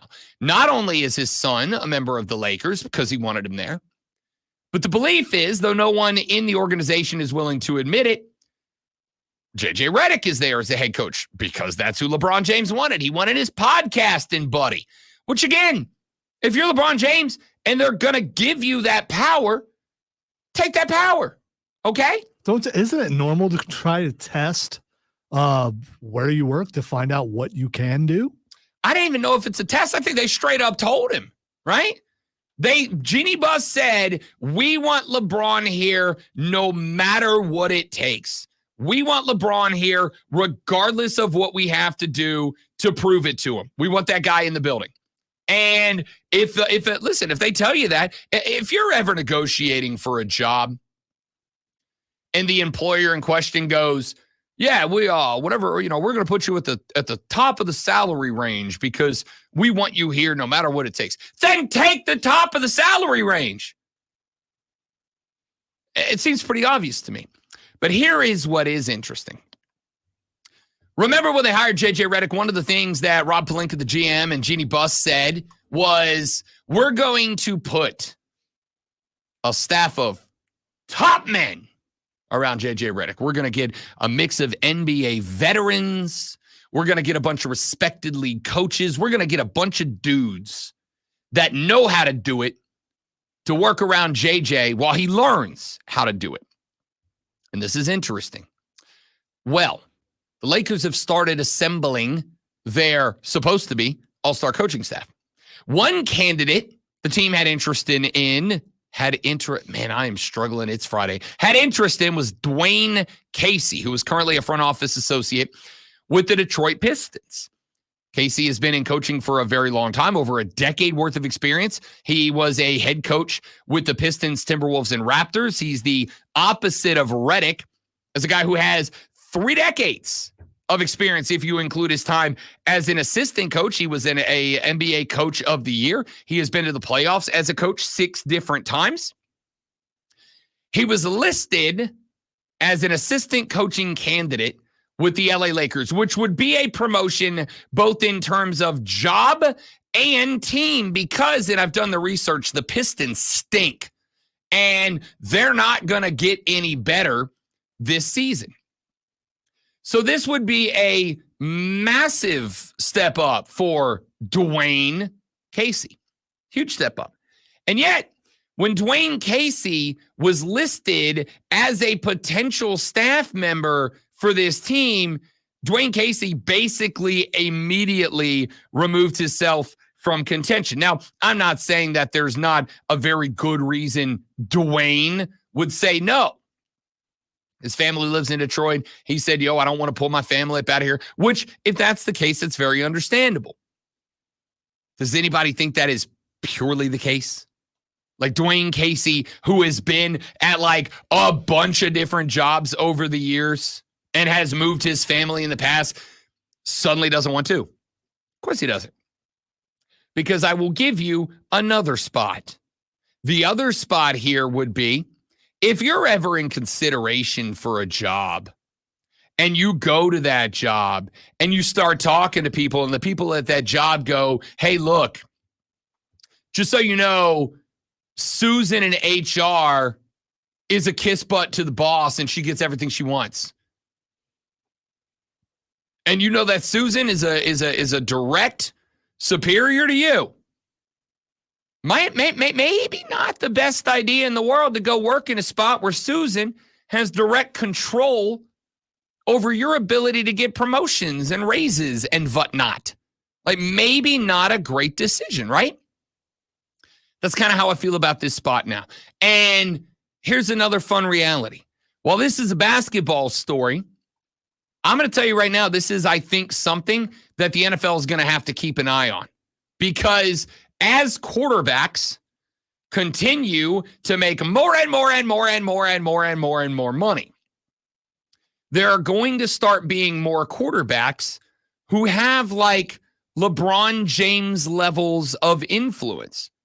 There are going to be more and more quarterbacks, if there aren't already, guys like Mahomes, guys like Josh Allen, guys like Lamar Jackson, who are going to have stupid amounts of power within their organizations. And if that is the case, who is to say that down the line, there won't be a spot where NFL teams start having quarterbacks dictate unto them, this is the guy I want. This is the wide receiver I want. This is the running back I want. This is the guy I want. And I am going to say that while I understand, don't like, but understand, that's on me. Thank you, website that I will never visit again. While I understand that, if LeBron James leaves this organization, as I have pointed out, it is full on, no holds barred, unquestionable, from the ground reboot time. That's not a guess. That is not speculation. That is, if I may go full Paul Heyman for just a moment, not a prediction. It's a spoiler alert. So I think the Lakers are in kind of a unique spot here because LeBron James is the star. Now, I would like to say it didn't have to be this way. It didn't. The Lakers made this way. They made it this way when they went and got Anthony Davis out of New Orleans and tried to make him the guy. Well, guess what? He's not the guy. He doesn't have him to be the guy. He ain't, as the kids say, got that dog in him. He don't got that dog in him. And if he don't got that dog in him, you can't grow that dog in him. Either you got that dog or you don't. AD ain't got that dog. They had other guys that maybe could have been the guys like Kentavious Caldwell-Pope. I don't know if that guy could have turned into a star or not. What I do know is they sent him to the Denver Nuggets and he won a title 2 years later. And he was a massively important piece of that puzzle for the Denver Nuggets that year. And I think there's a lot to be said about that. I don't know if he could have been the guy or not, but they got rid of him. I don't know if Lakers have any other guy that can be the guy. So they put themselves in the position, but once they put themselves in the position, it wasn't really like they had an opportunity to do anything else. So I'm going to translate this over to football, and I'm going to say unto thee, dig it. This is going to be an NFL problem one day. It's going to. It's going to be a college football problem one day. Someday, some quarterback is going to catch a $2 million NIL deal, some 5-star guy. And he's going to go, look, I'm going to come there, and I'm going to play quarterback. But you're going to bring my buddy, my 2-star wide receiver buddy, over from Bob's high school. Bob's got a lot going on. We're going to bring you Bob's high school 2-star wide receiver, and an Ohio State or an Alabama or a South Carolina is going to go, we don't really want or have room for that guy. But we got to give the 5-star what he wants, right? Got to give the QB what he wants. If teams start allowing superstars, and LeBron James is not your ordinarily superstar, but if they start saying you can have whatever you want, and they don't say to guys like LeBron James, I really don't give a what you want, it's going to be chaos and pandemonium in the streets. We'll see how it plays out. The Rob Brown Show rolls on. It's the Fan Upstate.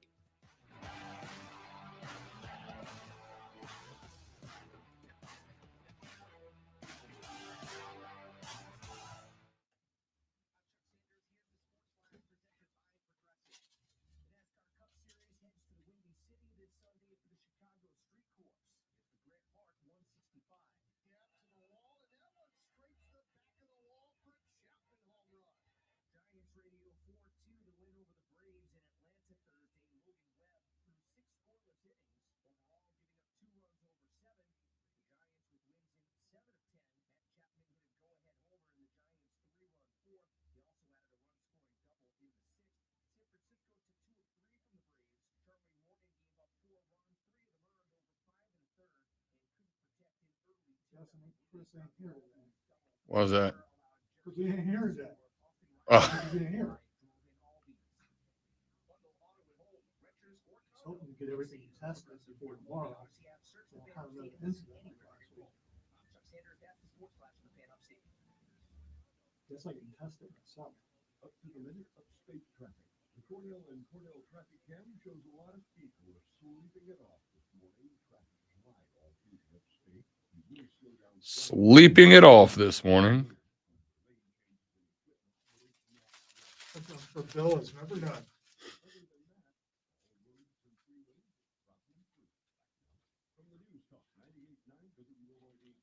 That picture of Greg Olson is so good.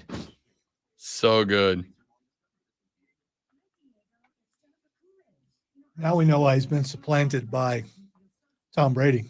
Obviously, he has an alcohol problem. So I mean, Looks like to me he's got no problem at all. No, you can tell from that picture.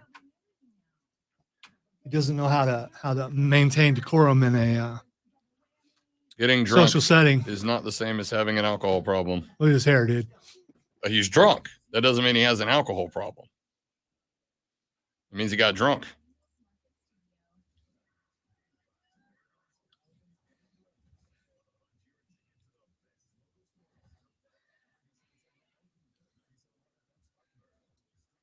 I'm sure he did, Steven.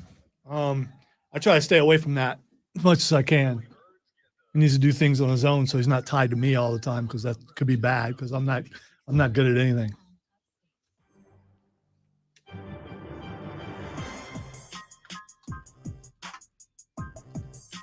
The Rob Brown Show rolls on. It is the Fan Upstate. Rob, Lonzo, and you. 844-326-3663 is the number to be a part of the radio program. Hey, Big Daddy, how you doing? Real good. Corey LaJoy, thanks for checking in, man. Great to hear from you, Corey. Let's get to this. Friday, gotta get down on Friday. Perfect. And now let's get to this, now that we got the good stuff out of the way. Thanks, Becky. Appreciate that.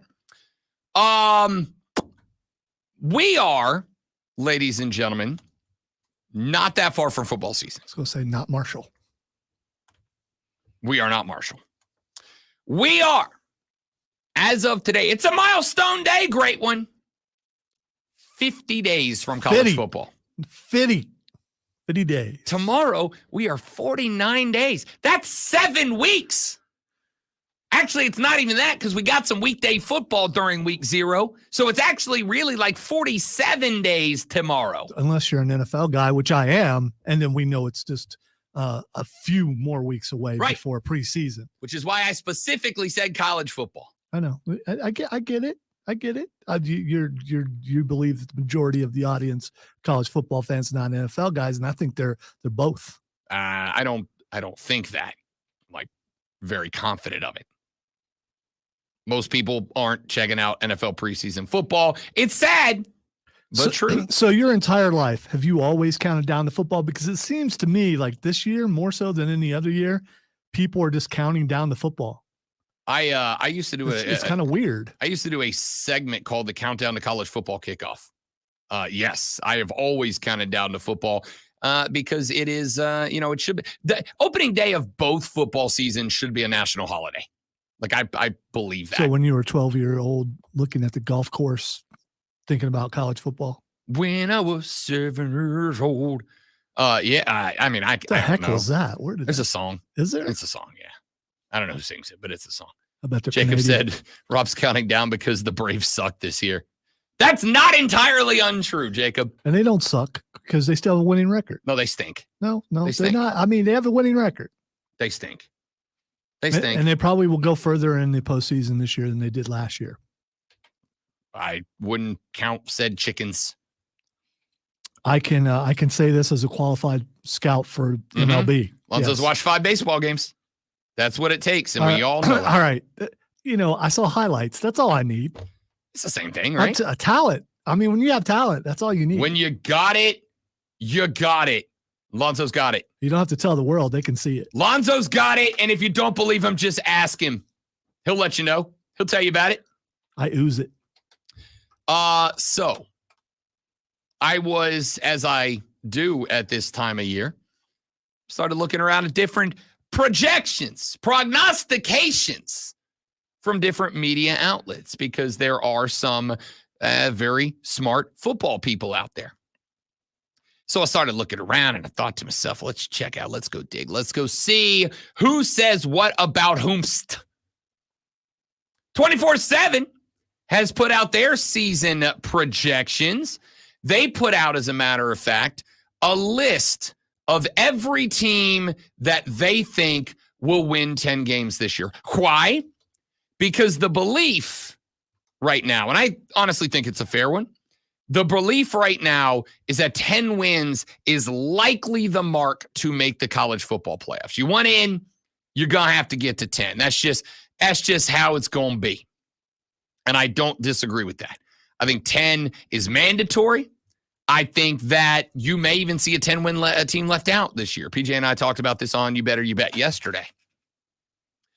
So they went through and they predicted the number of teams that they think will get to 10 wins by conference. Here's the list.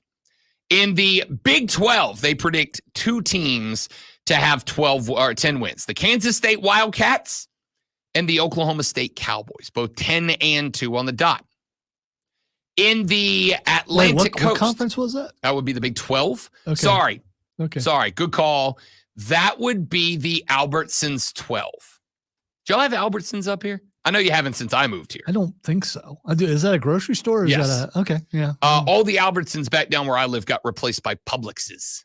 Publix? Publixes? What's the plural of Publix? Fancy grocery store. By the green one. They got replaced by the green one. So the Albertsons 12, they predict 2 10-win teams. In the ACC, they predict 4 10-win teams. Amongst them, NC State, Miami, Florida State, and Clemson. They've got the 4 big ones mentioned as potential 10-win teams. I have an issue with it. I think that's spot on. I do think 4 10-win teams in the ACC. I absolutely agree. Really? I do. And I'll tell you why. So and Clemson's in there. They're counting. Okay. Yes. All right. Florida State, Clemson, Miami, and NC State are the 4. And I'll tell you why. Because I went and looked at the win totals. Let's take a look at some of them. Because, for a team to have a bunch of losses, it means somebody else is going to have a bunch of wins. Boston College over under win total 4.5. Cal 6.5. Clemson at 9.5. Duke 5.5. Last year, Duke got Clemson. Duke got a lot of folks last year. But of course, Mike Elko left. Riley Leonard left. This team's going to stink this year. 5.5. Florida State 9.5. Georgia Tech 5.5. Louisville 8.5. Miami 9.5. North Carolina drops down 7.5. NC State 8.5. Pitt 5.5. SMU 7.5. Stanford 3.5. Syracuse 7.5. They got a new head coach. I wouldn't be shocked if it's the under. Virginia 4.5. Virginia Tech 8.5. Wake Forest 4.5. There's going to be 4 good teams in this conference. There's going to be 2 good teams and 2 okay teams, 3 or 4 mediocre teams, and everybody else is going to be bad. What I hear is ACC is the pad your stats conference. If you're another conference, you want to play that particular conference.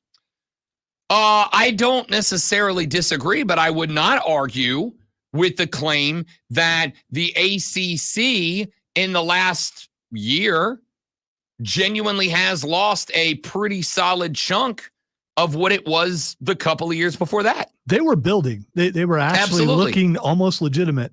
And now you're saying they went the other way. I am absolutely saying that they went the other way. I would not push back on that belief. I absolutely think the ACC has taken a slide backwards. I'm not going to argue with that. I don't think it's a bad conference. I do think that it had a pretty good run for 2 or 3 years there where it felt like the momentum of the conference was moving forward and now it's sliding backwards. Where do we put the blame on that? I don't know. I mean, it does have a bunch of teams that obviously are not looked at the same way that the SEC and the Big Ten schools are looked at. Luckily, they went out and bolstered the conference by adding some powerhouses that make the conference better. They didn't add teams because it made them better. They added teams so that there weren't enough votes to kill the conference. I said that when these teams added. This is not about adding depth to the league. It's not.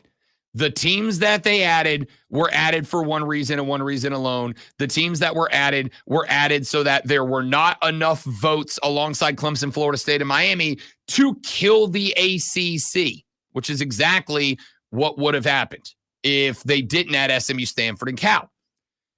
I don't know that makes the football any worse, right? SMU, Cal, and Stanford, while everybody recruits against everybody else nationally, that is for sure. I don't think SMU, Stanford, and Cal have deep fingers in the ACC footprint that's taken recruits away from the rest of the schools within said ACC footprint. I think you are simply looking at a few different things. One of them is, and I said this yesterday on nationally syndicated radio, because of the way that college football has become a television metric-centric sport, right? I got into the discussion with PJ, and I think it kind of blew his mind at the end of the show yesterday Because he asked me as we were ending, he goes, Rob, how much does the Florida State-Alabama playoffs thing still sting to you? And I said, honestly, not only does it still sting to me, it's never going to stop stinging to me, and it should sting to anybody who is not a member of the Big Ten or the SEC. If you are a fan of a school that plays in any conference that is not one of the two TV primary conferences, it should bother you too. Because what it said is, we don't particularly care about you or your results. We just care about making sure that we get an SEC school up in there. PJ was like, wait, you got to admit Alabama was better than Florida State. I said, why? Did they play each other? Do I have a definitive empirical way to prove that, PJ Glasser? And he said, well, I guess not. And I said exactly and precisely. If only there was a way that we could find out what schools were the best. And he said, well, Michigan, Alabama was really entertaining. I said, absolutely. It absolutely was. So just admit to me right now that it was never about putting teams that earned a spot and a shot to prove they're the best. Say to me right now that it's about getting the best television ratings. And he said, no, I'm not going to do that either. He said, because, if I look at FSU and Alabama and I put them on the field together, I think Alabama wins that game. And I said, okay, PJ Glasser, then do me a favor. Acknowledge then that the imaginary games that you play in your head are the most important thing. Say to me right now that the thing that matters the most is your opinion, not what happens on the field. And he goes, that's a really good argument. I said, I know. That's why I made it. Wow. So you've been doing this for 2 days. I'm never going to stop doing it. No, I'm just talking about that. Anyway. Yeah. No, well, and the reason I'm saying all that. You want to scrap. You want to fight. You want to go. I don't know what's going on. I don't. It's a very valid point. And again, I've not had anybody yet push back with any other argument than, well, I think Alabama was better, Rob. All right. Well, again, we have a way to find that out. But the point is not to bring up the playoff argument from last season. Or the past. Right. The point is not to bring up the past. Go. No. Let it go. Because it plays into something that is happening in the future. And this is what I've been saying for a while. The more that we as fans accept that it's about the games in our head or the television ratings primarily, which is what my guy PJ did. PJ's a big smart boy like me. He knows ball. All right. The more that fans jump on board and accept that, the more power continues to flow to the SEC and the Big Ten, and everybody else can screw off. That's basically the attitude here, or at least it's the vibe that I get. So, yeah, precisely. Actually, that quote's close. What it should be is, screw you guys, you're going home. Screw you guys, you're not getting a chance here, right? So, with that in mind, when I talked about this and I was discussing the whole setup regarding moving forward, as long as the Big Ten and the SEC are raking in the TV money that they do, everybody else is fighting for existence. And the minute that a team within those fighting for those existence conferences get any sort of flirtation from one of the big money makers, they're gone. They're gone. That is precisely what is happening right now in Charlotte, North Carolina, in this Clemson VACC suit. Clemson justifiably believes that either the SEC or the Big Ten wants them. Same with Florida State. That's why they filed these lawsuits. And so Cal, Stanford, and SMU had to join the ACC to make sure that there was a world in which those schools could not vote to shutter the conference and kill the ACC. It's all it is. It's all it is. Like, here we are. I spent a whole day yesterday doing college football previews and prognostications with my dude Peach. And I said, bro, at the end of the day, when it comes to, well, what happens with this conference and what happens with that conference, you're dramatically overthinking it, bro. Dramatically overthinking it. All you need to ask is, what's the path where the most parties make the most money? That's it. That's all that matters. That's all that matters here. That's why SMU, Cal, and Stanford are here. Not because they're going to add prestige to the ACC. They're obviously not. Stanford's going to win 3 games this year. SMU might win 7. Cal might win 6.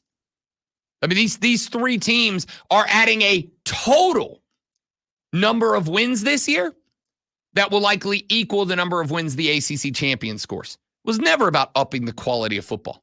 Here's the other fun thing. I don't think the Big Ten or the SEC, I don't think the Publix 12 or the ACC will ever actually be able to increase the quality of football in that conference. They'll never be able to get better as a football conference, because if any school is capable of upping the quality of that conference, they're going to the big dogs. That's just how it's going to be. If Notre Dame is ever going to be obligated to join a conference, do you think they're joining the Big 12? Despite their ongoing and long-term relationship with the ACC, do you think Notre Dame is ever joining the ACC? Hell no. No. If they're ever going to join a conference, they're joining the Big Ten. End of discussion. So, I the only point I'm bringing up here is I had an entire show worth of conversation with PJ, and it basically boiled down to the ACC is going to be pedestrian this year. They're going to have 3 teams in playoff. I think they're going to have 2, because I'm not on board with Miami yet. Florida State and Clemson are going to battle for the ACC crown. They're going to play in the regular season. They're going to run it back in the ACC title game. One of them is going to the playoff. The other might squeak in as Team 12. And that's it. Not it. That's unless there's a one more loss than whatever team ends up in this spot, SEC team or Big Ten team, that the committee goes, yeah, we're going to go ahead and give them, because SEC though, which is what happened last year. That's why I keep ranting about it, because somebody's going to get screwed again this year. You need to take it to the bank now. We'll see. 50 days from football. I'm so excited. 5 seconds until Alonzo blows your pants off with his sports flash. Because it just means more, Rob. The Atlanta Braves dropped a 3-game series, 2-1 with a 4-2 loss to San Francisco last night. Charlie Morton threw 5.1 innings, surrendering 5 hits and all 4 runs, including a pair of home runs in the 4th inning. Atlanta had 8 hits, but went 1 for 5 with runners in scoring position. The loss drops Atlanta to 47-38, which is still a winning record, Rob, and 9 games behind Philadelphia.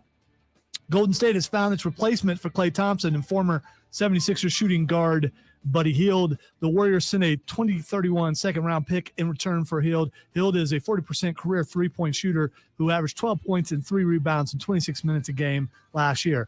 Make sure you tune in this afternoon, 3-7 p.m. for our brand-new local show, Wire to Wire. Cole Bryson and Diesel get you up to date on the latest local and national sports news. Great guests, great debate, a whole lot of fun. It's all Wire to Wire.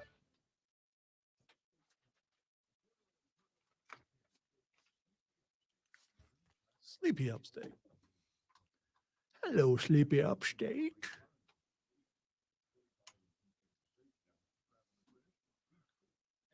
Peaceful. It's peaceful.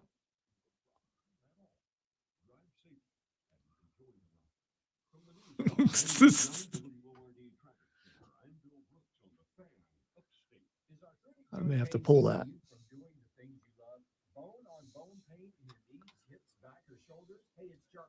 There are exciting new cellular therapies that can get you lasting relief. QC Kinetics is helping patients like you every day. QC Kinetics is the nation's leader in advanced. It's because I'm a qualified sports flash scout. I don't know if you knew that or not.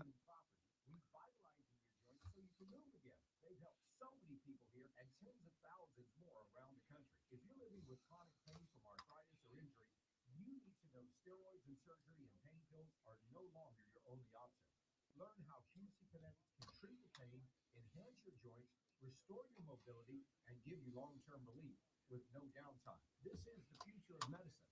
Call for a free consultation now.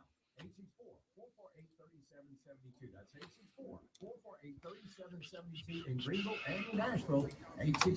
864-448-3772. It's been years in the making, and now Greenville is home to the most epic comic and game store around. Borderlands Comics and Games. Reimagined, bigger and better than before. The state's premier hobby shop has been bringing the best in comics, manga, and gaming to the region for 3 decades. Come see us at our amazing location at 410 South Pleasantburg. Live the Borderlands experience for yourself. You're right, Steven. It definitely would. That's a really good point.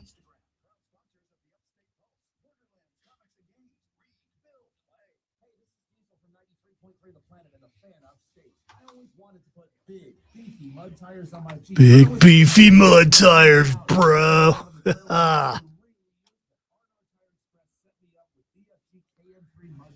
I spent so many more Saturdays out exploring, and they ride great on the road too. No compromises. The best of both worlds. If you're an off-roader, let them beef up your ride too. Locations in Greenville, Spartanburg, and Anderson. RNRTires.com. When people have a craving to explore new and traditional Asian cuisines, they head to P.F. Chang's, where scratch-made dishes come from the 2,000-year-old tradition of wok cooking. P.F. Chang's wanted to explore new possibilities for their website. They turned to AmericanEagle.com. AmericanEagle.com re-architected P.F. Chang's website. The only fireworks I saw, James, were on the internet. And now we're number one of this program. That's it. I did hear them though. PK. I mean, missing a PK is something that's going to happen to everybody. It's not the end of the world. Ronaldo missed one. They still went on and won. Portugal did over Slovenia. Like, it's not a big deal. Sorry he ignored you, James, just to talk soccer. That's just, I mean, I was talking over here. All right, and he just like stepped all over me. It's like life. I started at the bottom and read up. Yeah, well, okay. All right, fine. I was talking. I don't know if you noticed that. I mean, I was trying to entertain because you're like on your phone and, What do you think about the game Sunday? Yeah, man, I'm rooting for the Chiefs. I'm a Swiftie for the Sunday. And listen, I gotta cheer against Christian McCaffrey, Wilkes, Sam Darnold. I cannot allow them to win a Super Bowl. And listen, certified hater mode activated. Certified hater mode. I don't want them winning the Super Bowl. What do I look like cheering for those guys? so he not happening today. What? I reached out. I haven't heard back from him. Absolutely not. Okay. Absolutely not. Hater mode activated. I don't want those guys winning the Super Bowl. You can't leave us and then go win a Super Bowl. No, that's not how it works. I'm hating Swifties. Don't hit snooze. The Rob Brown Show. Now morning 6 to 10 on The Fan. The Fan Upstate. The Fan. Upstate. WYRD Greenville. New life in the very next break, Rob Brown. New life in the very next break. Me.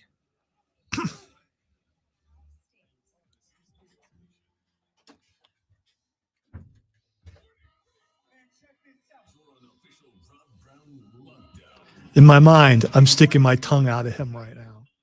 Just want you to know that. I feel like that's most of the time. In an anime way. And he doesn't know what that is. I regret. I nailed it. Oh, that was well done. I nailed it. It but I really was. regret it. That was really good. You'd be squinting out of that eye for the rest of the day, though. Hour number 2 of the Rob Brown radio program goes right now, ladies and gentlemen. It is the Fan Upstate. What sport is the most synonymous with which holiday? I got asked that question yesterday.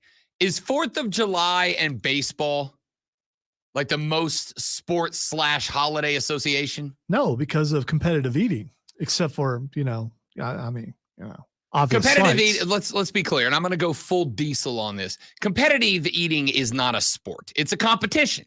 It's just as much of a sport as golf is. For sure. Which is a competition. Is golf a sport?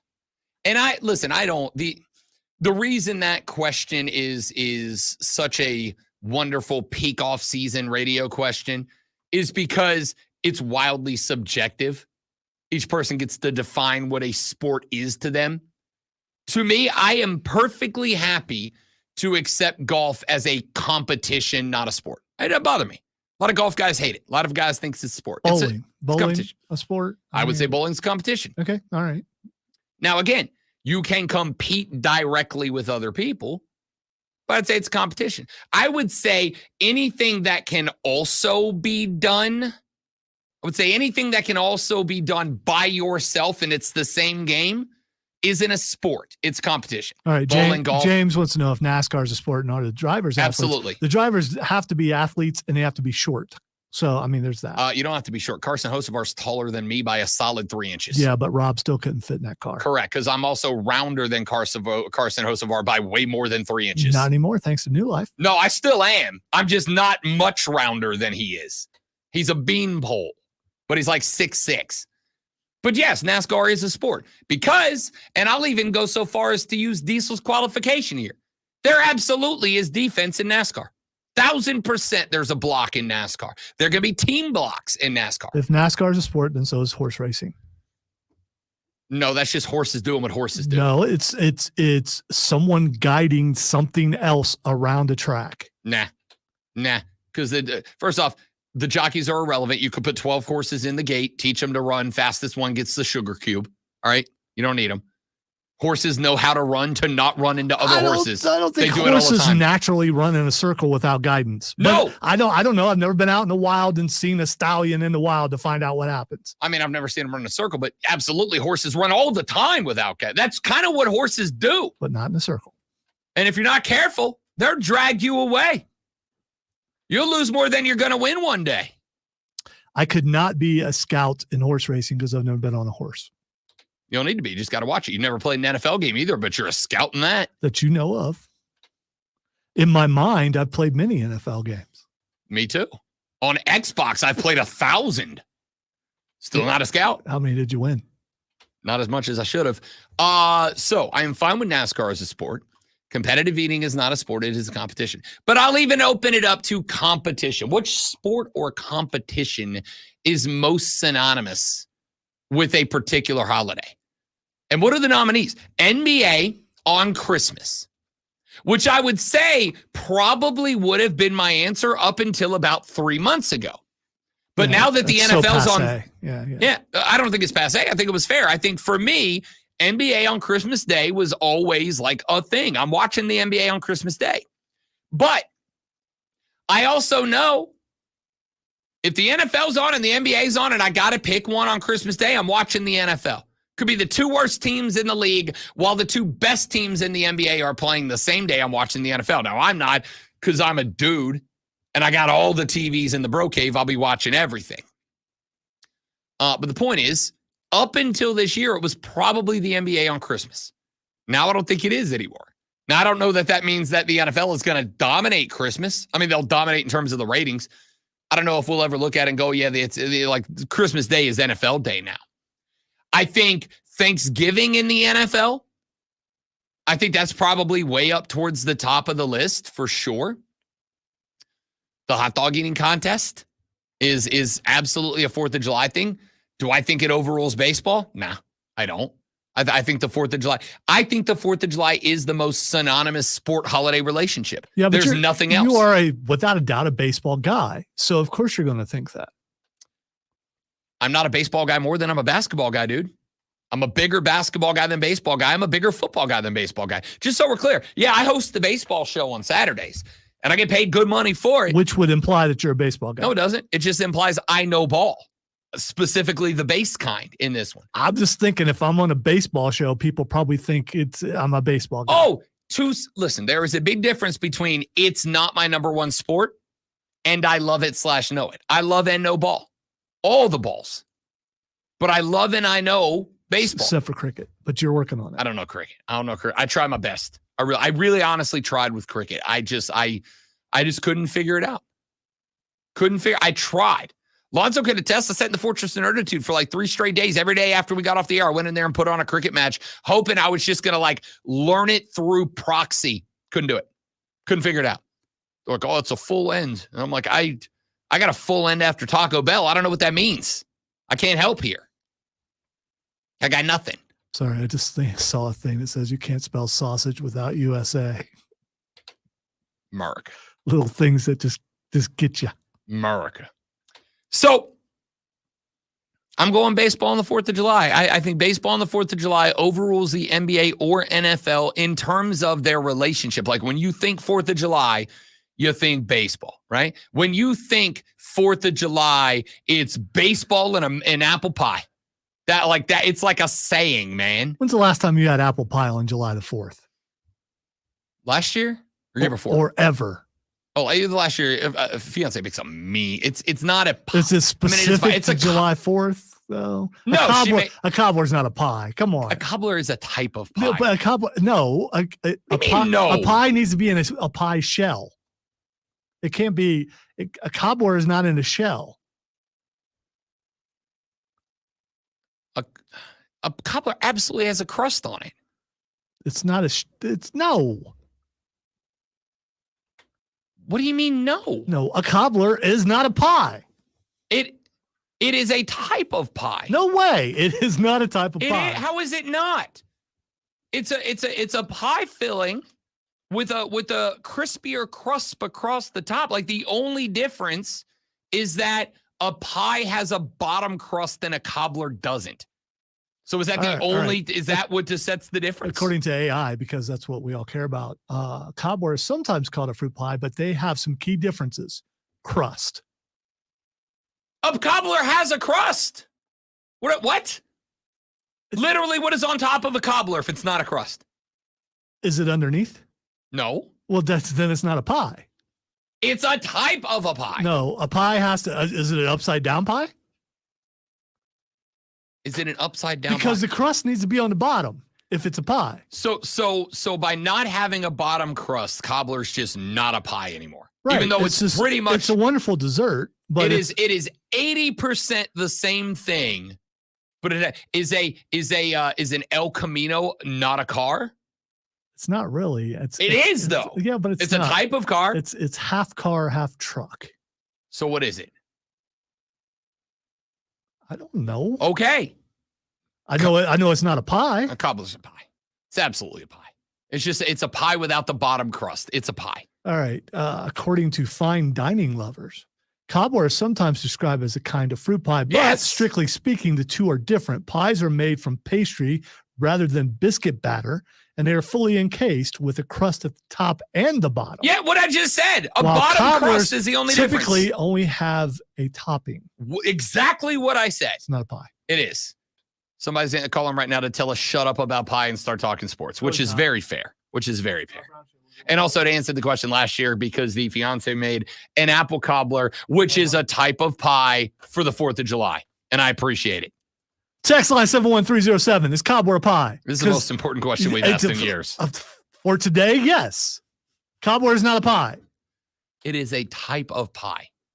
No, it absolutely is. Just like mini golf is a type of golf. It's not golf. There you go, Jesse. It's like a dessert casserole. Exactly. So is a pie. Pies are made in a pie pan. Cobblers are made in a casserole dish. So we're defining things by the container they're in now. Absolutely. So if I put water in a jug, it's kind of water because it's not in a water bottle? No, that doesn't apply. No. What in the world was that? A dessert casserole because it's not in a pie tin? Yeah, I mean, so have you ever had cobbler out of a pie tin? No, but I make it. It's just a dish. But you know why you wouldn't? You would not do that because it's not a pie. It is. If it was a pie, you would put it in a pie pan, but it's not a pie. Texter says, fan upstate, cobbler is in the pie family. Yes, that is exactly correct. A bird is a type of dinosaur. A cobbler is a type of pie. It is an evolution of the pie. It will always be a pie, even when it's not the same thing. It will always be in the pie family. It's just the type of pie. Cobbler is a type of pie. This is the wrongest thing you've said today. It's not. Yeah, it is. I mean, we still got because I've said nothing wrong today. Less than 2 hours, but I mean, you just got time to top it. But for now, this no. Texter said, "This is Ray texting from the other side. Stop talking about pie and start talking about sports." We're not. We're talking about cobbler. Ooh, Ray. Kevin's on the phone. Let's get Kevin in here. Kev is a pie. A cobbler is a cobbler, a pie. And then I want to hear about your sports. Anything that get cooked in the oven inside some bread is a pie. Thank you, sir. Thank you, sir.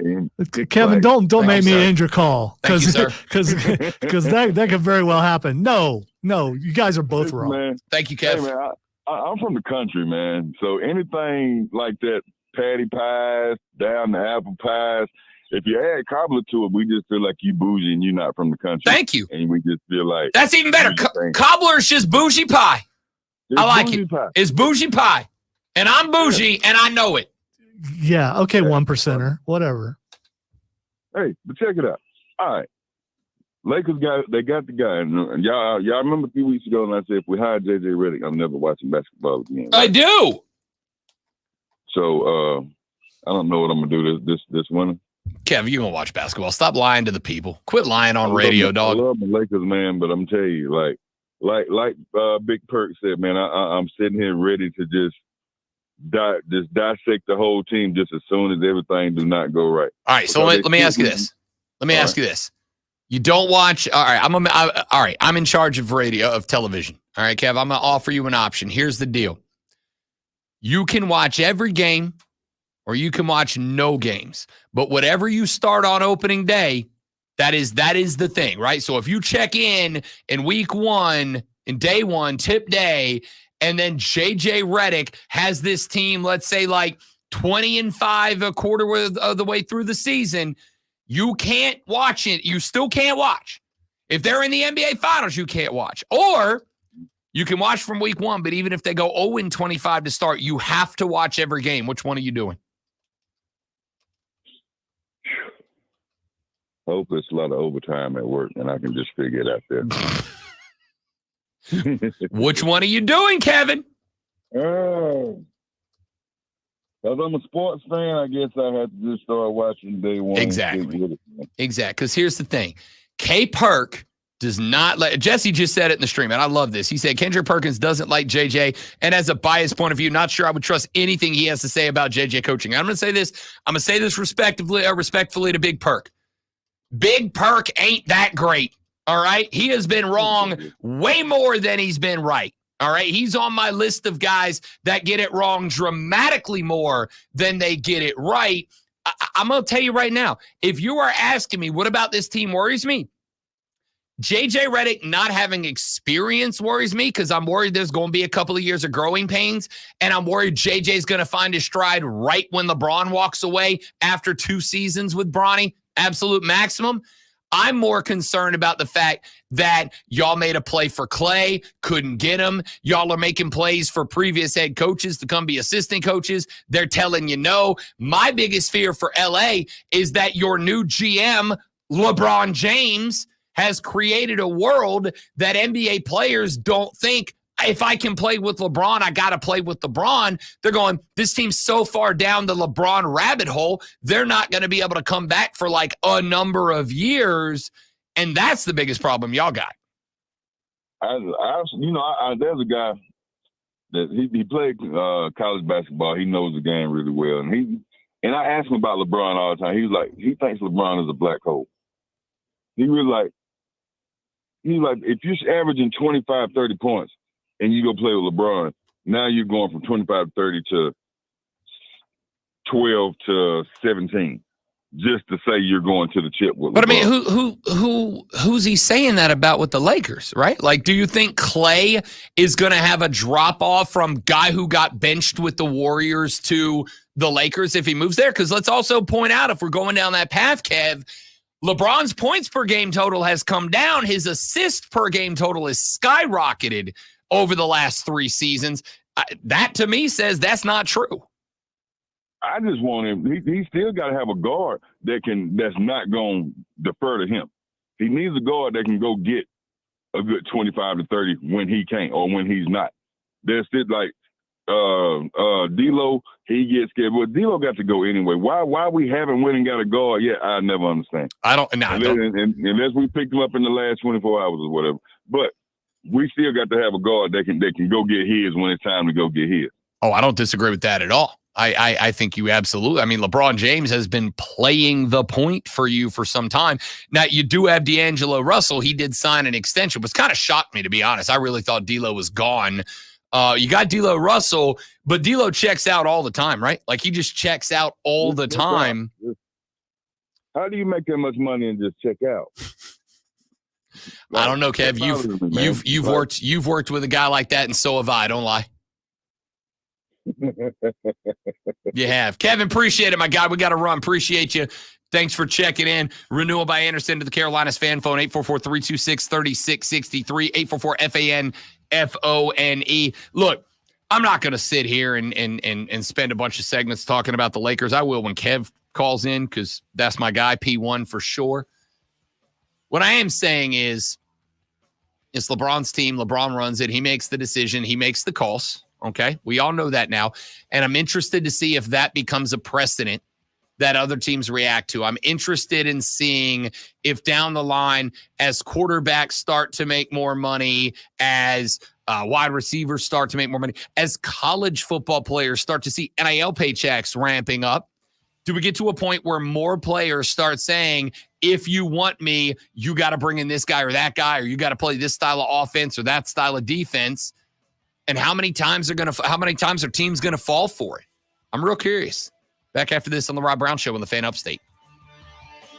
New life. All right, guys, one more live and we're back. Stay right there, please, and thank you.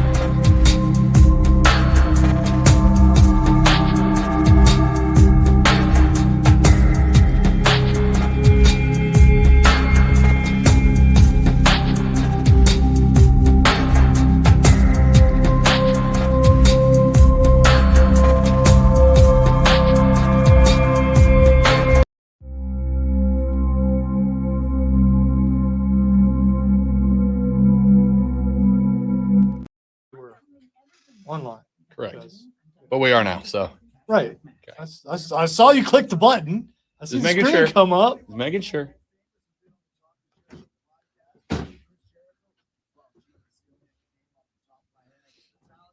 I'm so disappointed that now we will never be able to do chair races in the hall anymore. Unless you want to dig in, because you're going to have to dig in to get some traction. They just carpeted the hallways. Yep.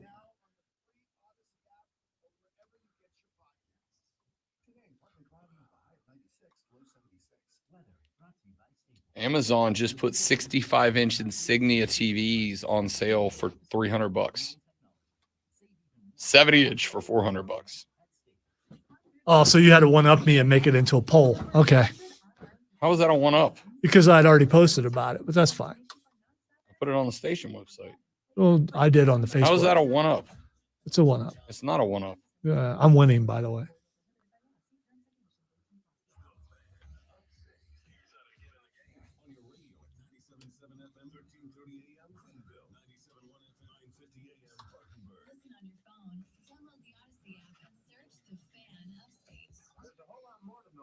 Apparently, Joe Hendry getting quite the push at TNA now.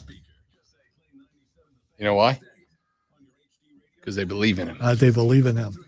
So do we. So do we.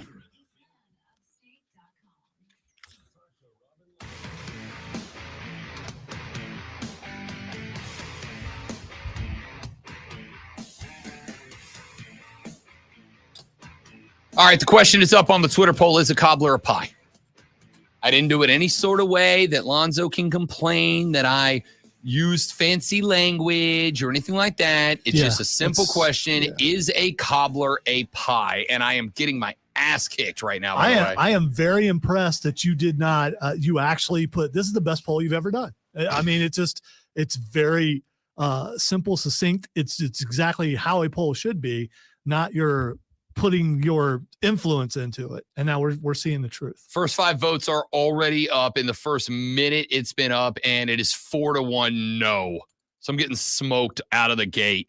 This might be my worst poll result ever. More proof that the text line is nothing but your boys. It's early. It's early in the contest. Let's not go bananas yet. It is. It's You're early. Right. You're right. We're only a couple minutes in. Yeah. Don't count the votes. All right. Don't stop the count. Okay. Don't stop the count. It's early. You should have put it for the entire weekend. I probably should have, to be honest. Yeah. I don't think you can change it now. I don't know.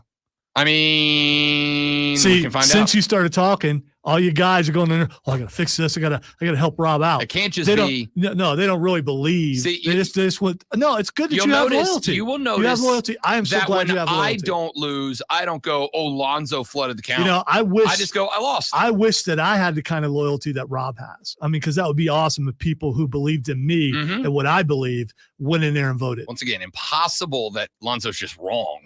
It's got to be that Rob's got an armada of fans who will follow him through the forest of bad opinions. You do, and I probably do too. But you've got like a couple people that no matter what you say are going to say, "Oh yeah, he's right." I mean, that's good, and they're not even family, which is amazing because the family does that. I mean, that's cool. Maybe I should. I'll just text my whole family and be like, "Hey, I need you guys to jump in here and make me look better." I'll text my entire family. Let's do this.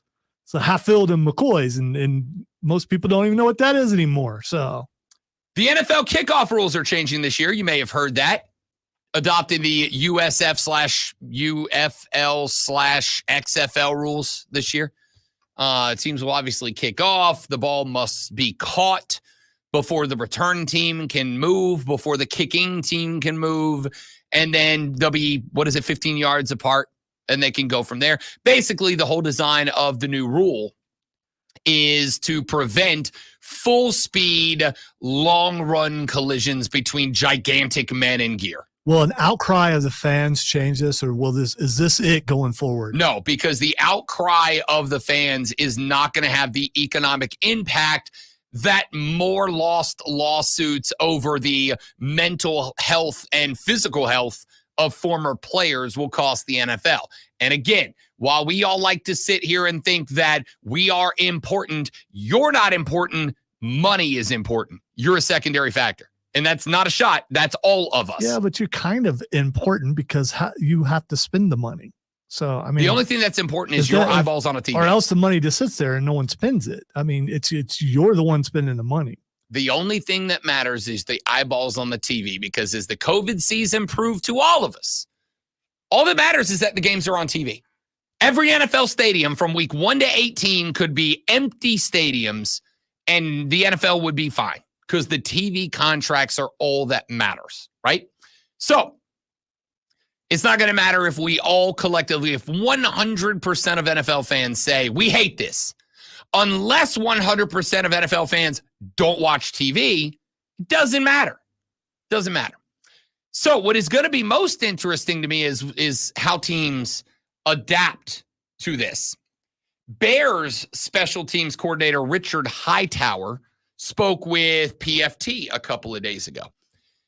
Pro Football Talk asked him, what is the team going to be doing to adjust to the new rules? And he said that, quote, anybody with a helmet that can kick is always in play. You may see moving forward players that maybe are position players that can kick a ball start being the kicker. Why? There's one more defender.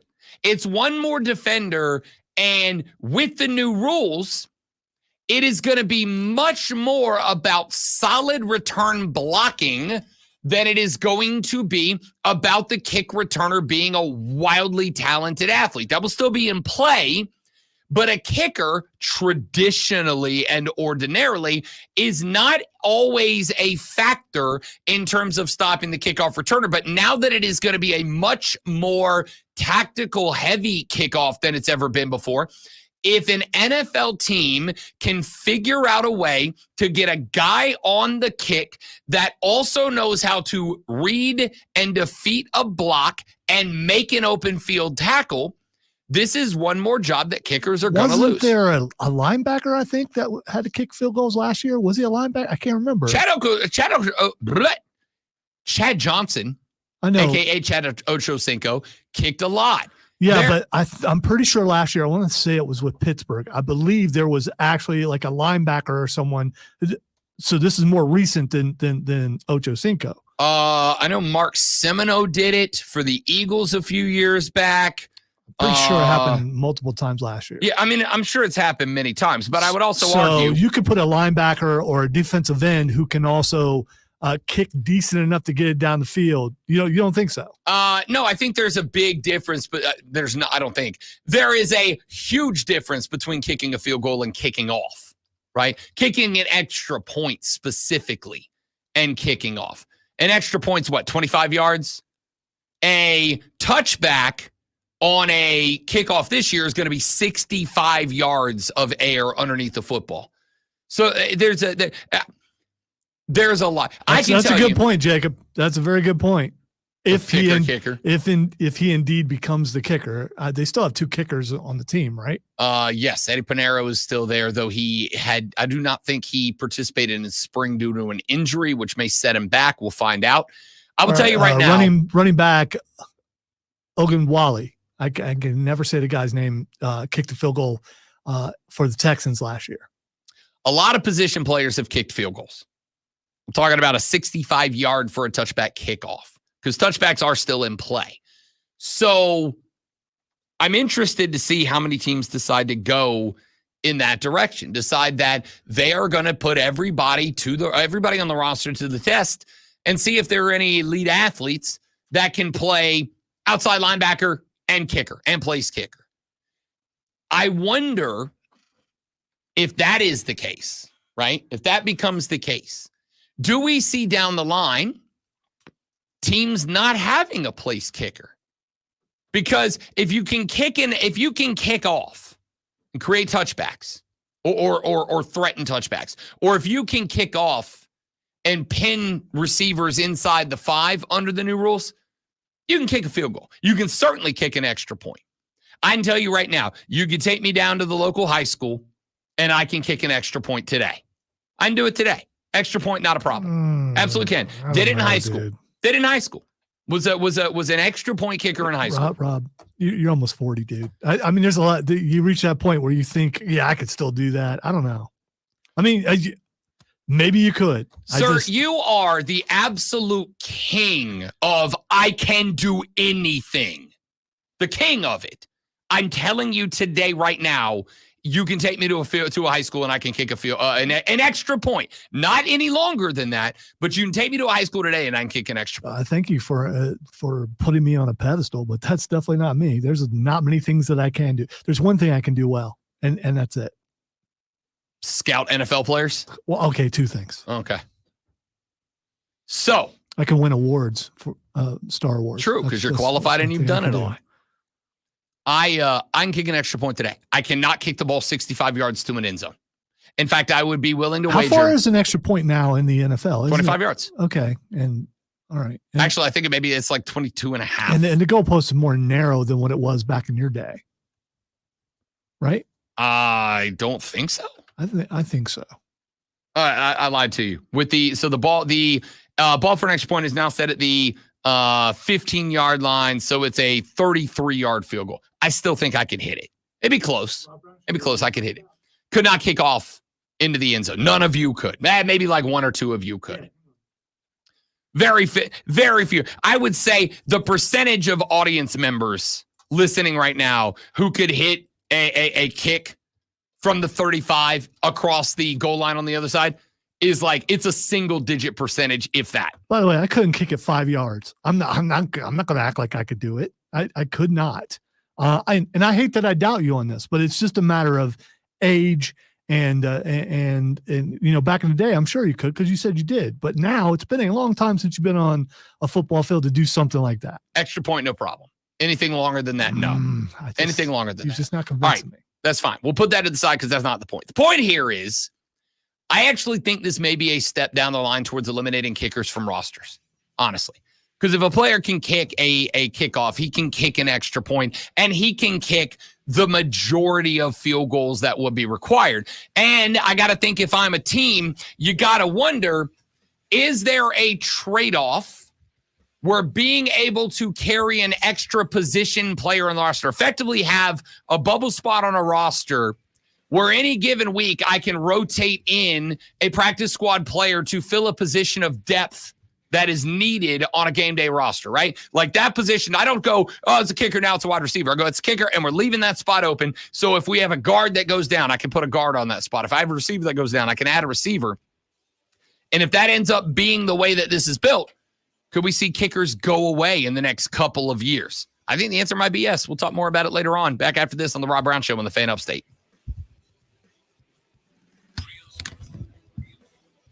I think the tally is now 3 of things that I've said that can be put aside.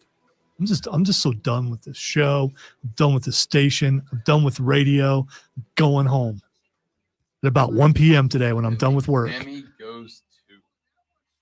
You're going home for 26 hours. That'd be more than that, actually.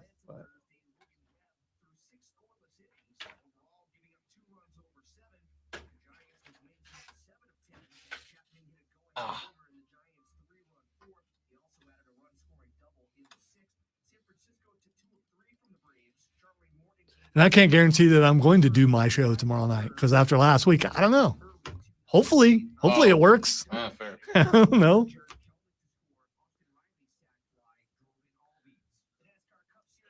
Maybe, James. Maybe I am. There again, maybe I'm not.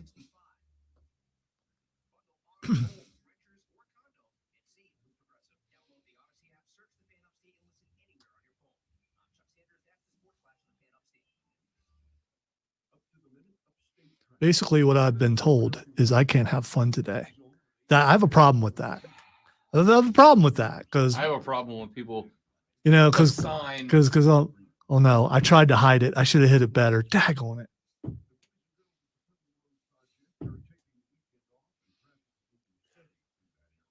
That comes off and hits you in the forehead and you end up on the ground. I will laugh a little bit before I help you up. I just want you to know that. Good thing I'm an elite athlete and that won't happen. That's what you get, punk.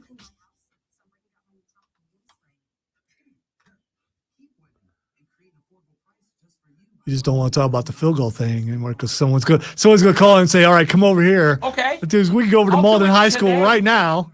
I will do it We today. got 2 footballs, and these aren't regulation footballs, but well, I mean, we could use one. Do it today. He won't though, because he has to be on the air later, and so he's got to go home and do show prep. So he can't do that.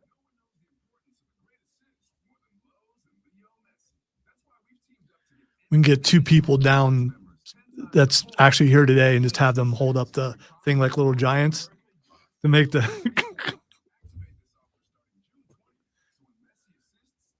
I'll get Tim, and me and Tim will make the goalpost for you so you can kick through it.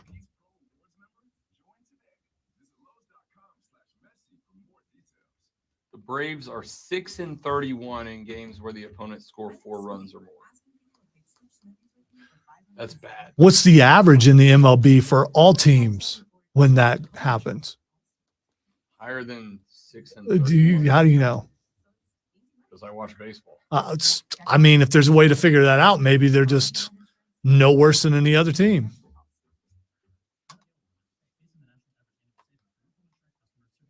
You're older. Don't do it. Steven. I don't. How many you want? You want me to go, what, 4 for 5? I'll go 4 for 5 on extra points today.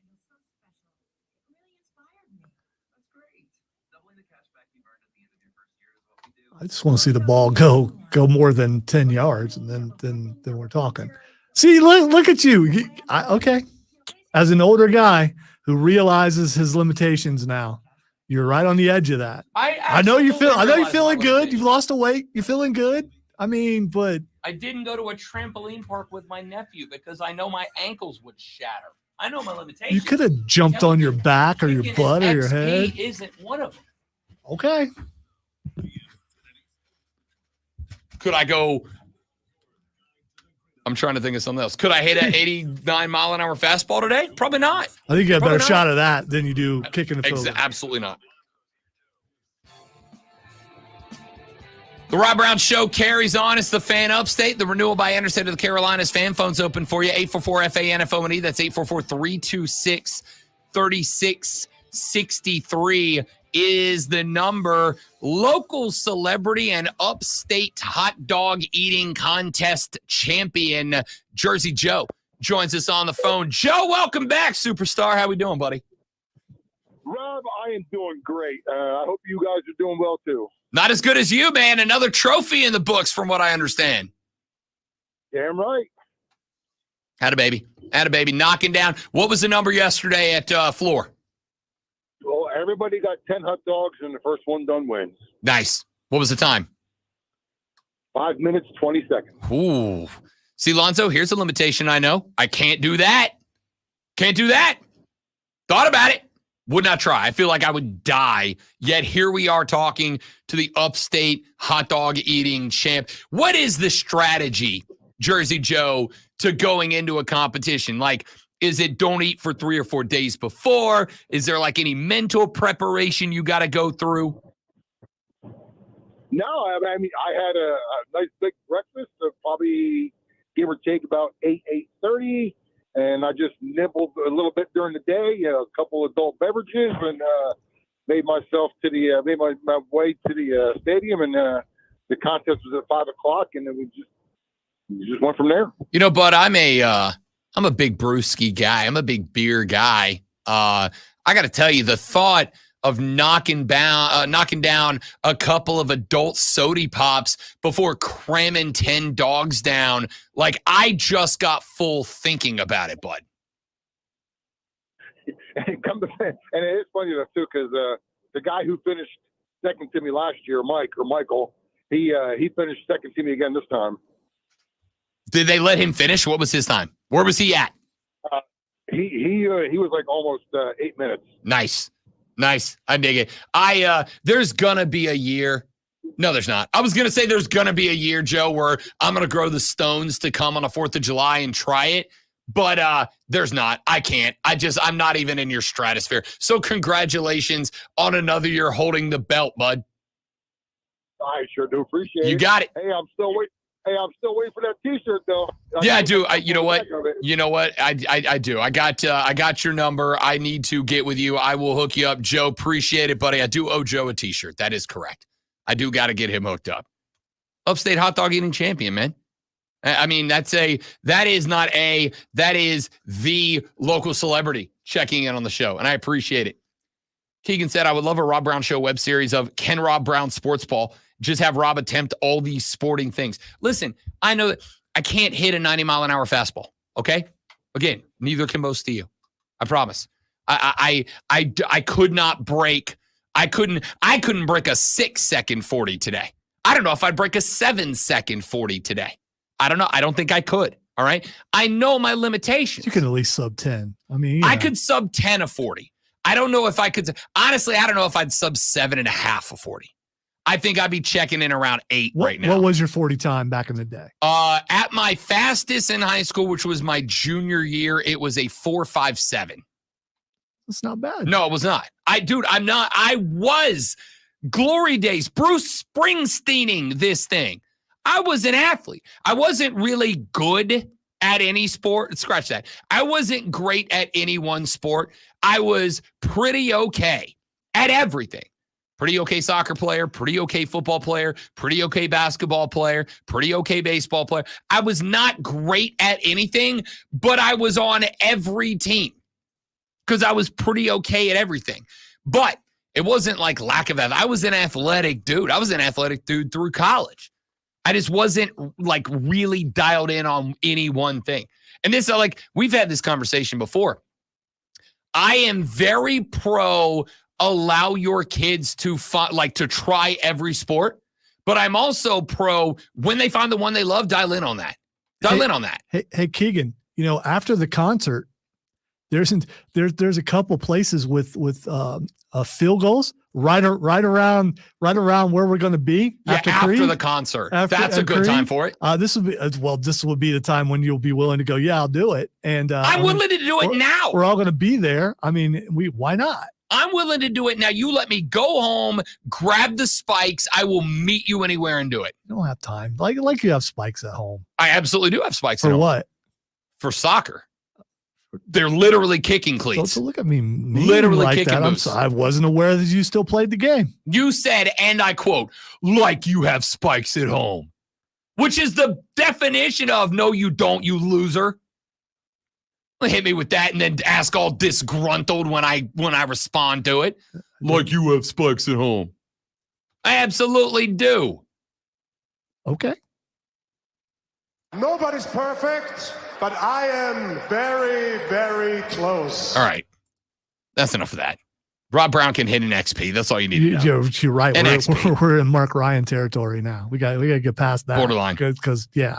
Hey, here's an article that went up on Yahoo Sports yesterday. It is entitled, written by Charles McDonald, quote, could Falcons' aggressive pursuit of upgrading quarterback room backfire their playoff chances? Could they? Maybe. I mean, I guess anything's possible. But to guarantee it will seems kind of silly to me.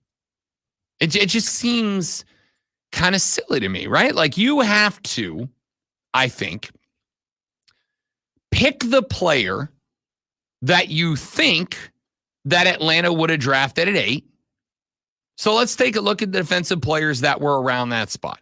They took Michael Penix Jr. at 8. The first defensive player that came off the board fell all the way to 15. Laiatu Latu, the edge rusher from UCLA who went to Indianapolis. Then you go with Byron Murphy II, went to Seattle, defensive tackle from Texas. Then you had Dallas Turner, edge rusher from Alabama, went to Minnesota per Jacksonville. Then you got to drop down to Jared Verse, who went to the LA Rams out of Florida State, edge rusher. Then you got all the way down to 21 before you got Chop Robinson, the edge rusher from Penn State, who went to Miami. First defensive back off the board, Quinyon Mitchell out of Toledo, cornerback who went to Philly. First off, you got to tell me who Atlanta would have taken at the 8th spot that wouldn't have been overdrafted. And then you got to guarantee me that they're going to be a stud next year. Because there was no need. not no need. There was a lesser need to draft a new Falcon on defense than there was to draft a new Falcon on offense. Excuse me, scratch that, reverse it. There was a lesser need to draft a new Falcon on offense than there was on defense. That's 7 pick if you are 8 pick. If you wanted this team to get better immediately, the answer is you draft a defensive player. But I have made the argument a number of times thus far that the pick in retrospect was always going to be a quarterback. Why? A lot of different reasons. Number one, Kirk Cousins is 36 years old, which in NFL quarterback years is 100. Do I think he could be an all-star this year? Absolutely. In fact, yesterday, PJ Glasser said Kirk Cousins might be a sneaky good bet to win the MVP this year. It's 50-1. Put $100 down on him. You're making, I'm doing the math, a lot of money if he does it. And he's got all the offensive skills to be that guy. If he doesn't get hurt, and if the Falcons win the division, which I think they can and will, he could absolutely win the MVP. But he's also 36 years old, coming off of surgery for an injury that OBT dubs. Once you suffer one, it becomes more likely you suffer another. And there's nothing you can do to strengthen a tendon. It just is what it is. There's a lot you can do to weaken a tendon. Ask my ankles. But there's nothing you can do to strengthen it. You can reinforce it, right? You can put screws in either end to hold it in place, but there's nothing you can do to strengthen it. So there's no guarantee Kirk Cousins is making it out alive. And then look at the two outcomes that are possible. Outcome number one, Falcons do exceptionally well. They're not in a position to grab a top talent quarterback next year. They got to rely on Kirk Cousins for another year.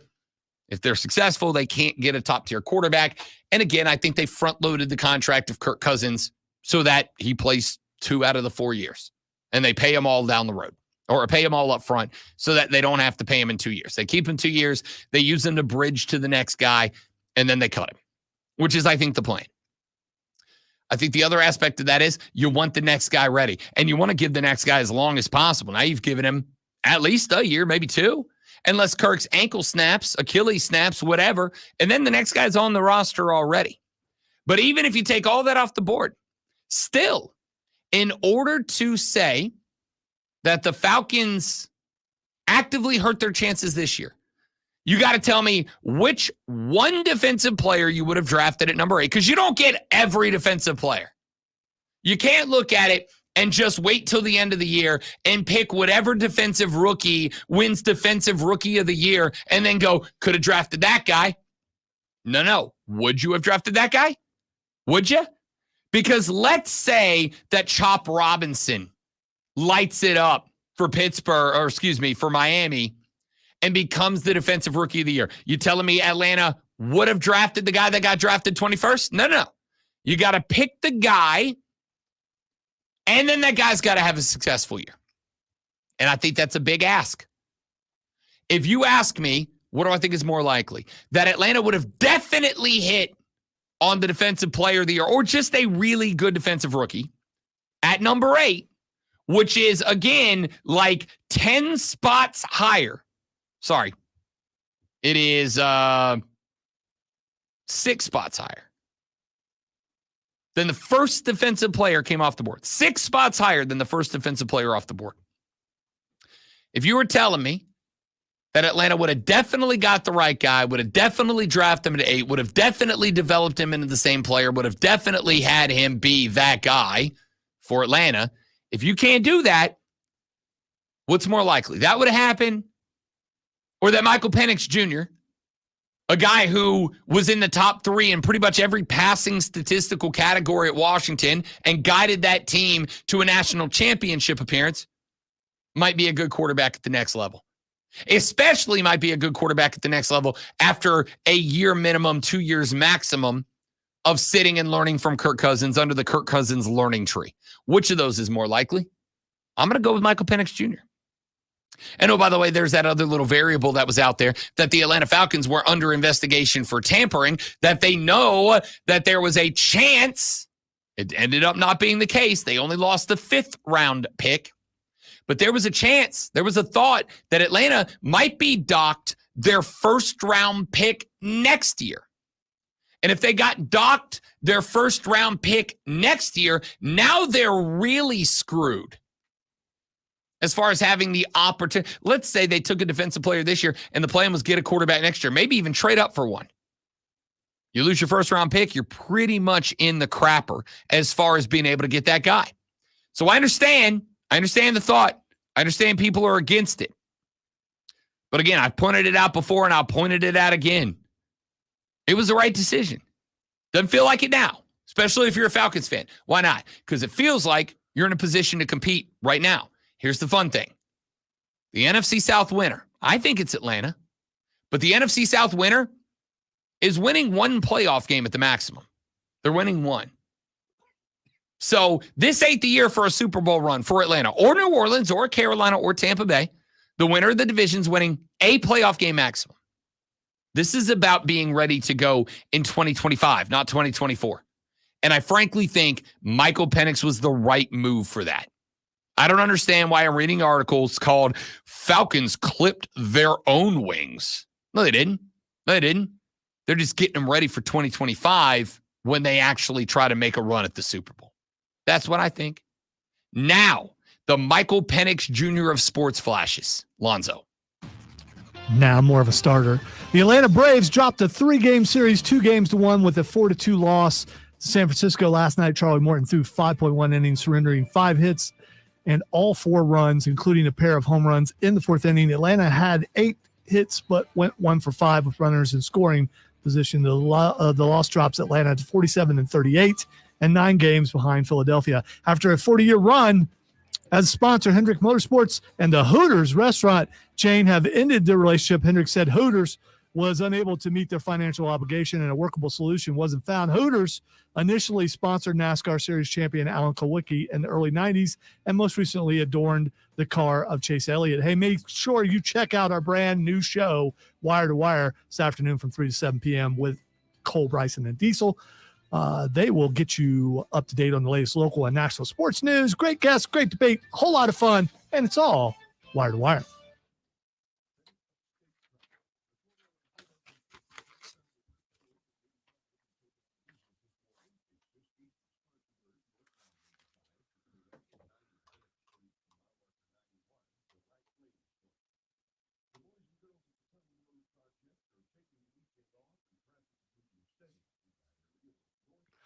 Boys and girls at the Pelham Road Project.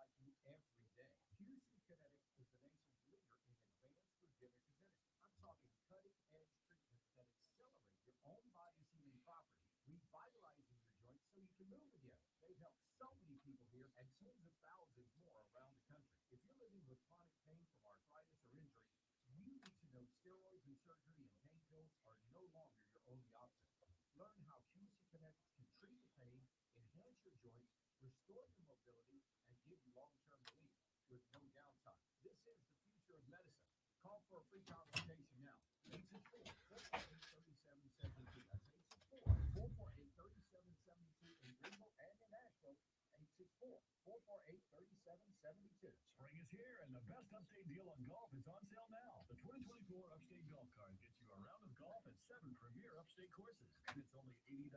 Order at theupstategolfcard.com. 7 rounds of golf for only $80.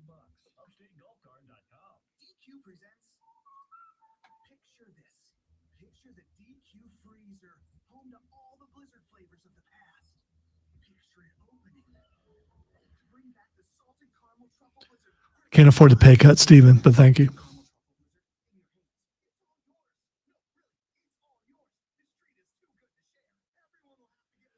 Could be, James, so you probably should go and enjoy your time there as much as you can. They've closed 40 stores this year.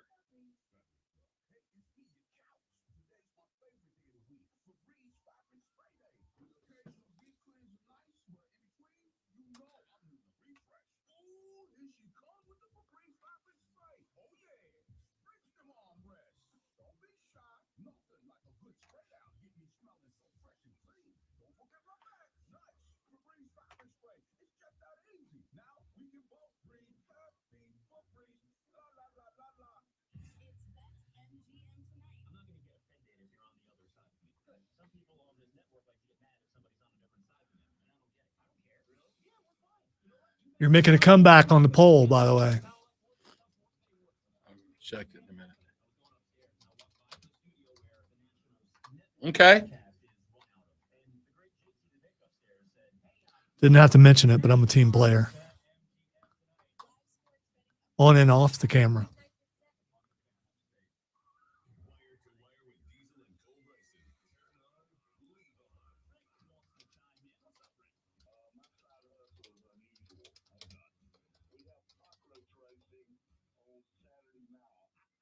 Throwback ad. I love it.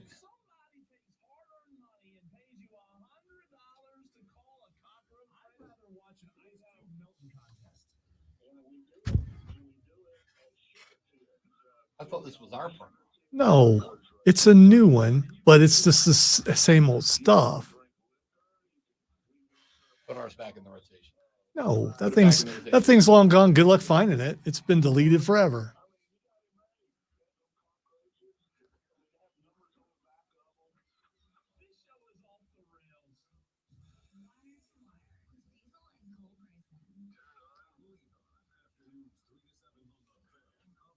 Really? You're just going to throw that in there? I didn't put that in there. Well, we're going to be a little late thanks to the heat advisory. By the way, that whole thing was a work. That whole thing was a work. Because it's the same guy calling in about the same thing, and it wasn't even a good script. That's all I'm saying.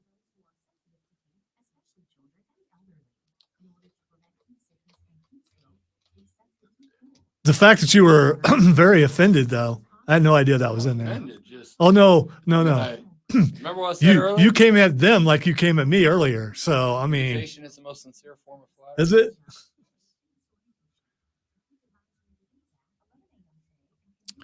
I think there are a few moments of spontaneity and unforeseen things happening. But for the most part, you're right, James. Everything's a work.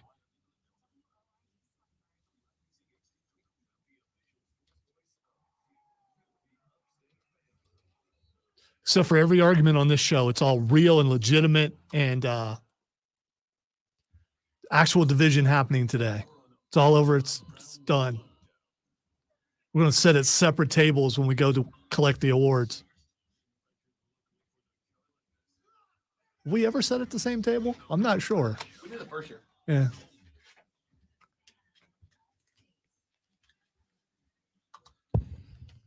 And just like that, we have reached the final hour of the Rob Brown Show here on the Fan Upstate. Yeah.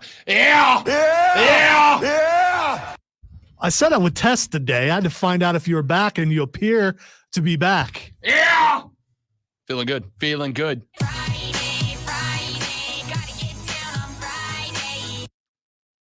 Yes, indeed. Yes, indeed. Having a day here, my dudes and dudettes. It is the Rob Brown Show. It is the Fan Upstate. Rob, Lonzo, and you. Be a part of the radio program. 844. Oh, man, that's over. It's over. We're done. Oh, dude. You all right? You got water. Dude, you got water right in front of you. Open it up, take a swig. I got it for I didn't know what 30 that seconds. was. It's obviously there are flies in the studio and one just flew into your mouth. Holy cow. Happens all the time when you're doing that. Yeah. I was on the verge of death there for a second. It's exactly what would happen if you tried to kick an extra point right now. Stop it. Stop it. Maybe you were thinking of cobbler and it just, you lost your breath for a moment. You mean pie? Make sure you vote as many times as you can in the Fan Upstate poll. Twitter.com/TheFanUpstate. You can follow us on Twitter. We do have a poll up right now. Is cobbler a pie or is cobbler pie? I believe is the thing. I looked up for a second. I thought LeBron James was playing tennis. No, I mean, look at the dude's opponent. Yeah, that's Tiafoe.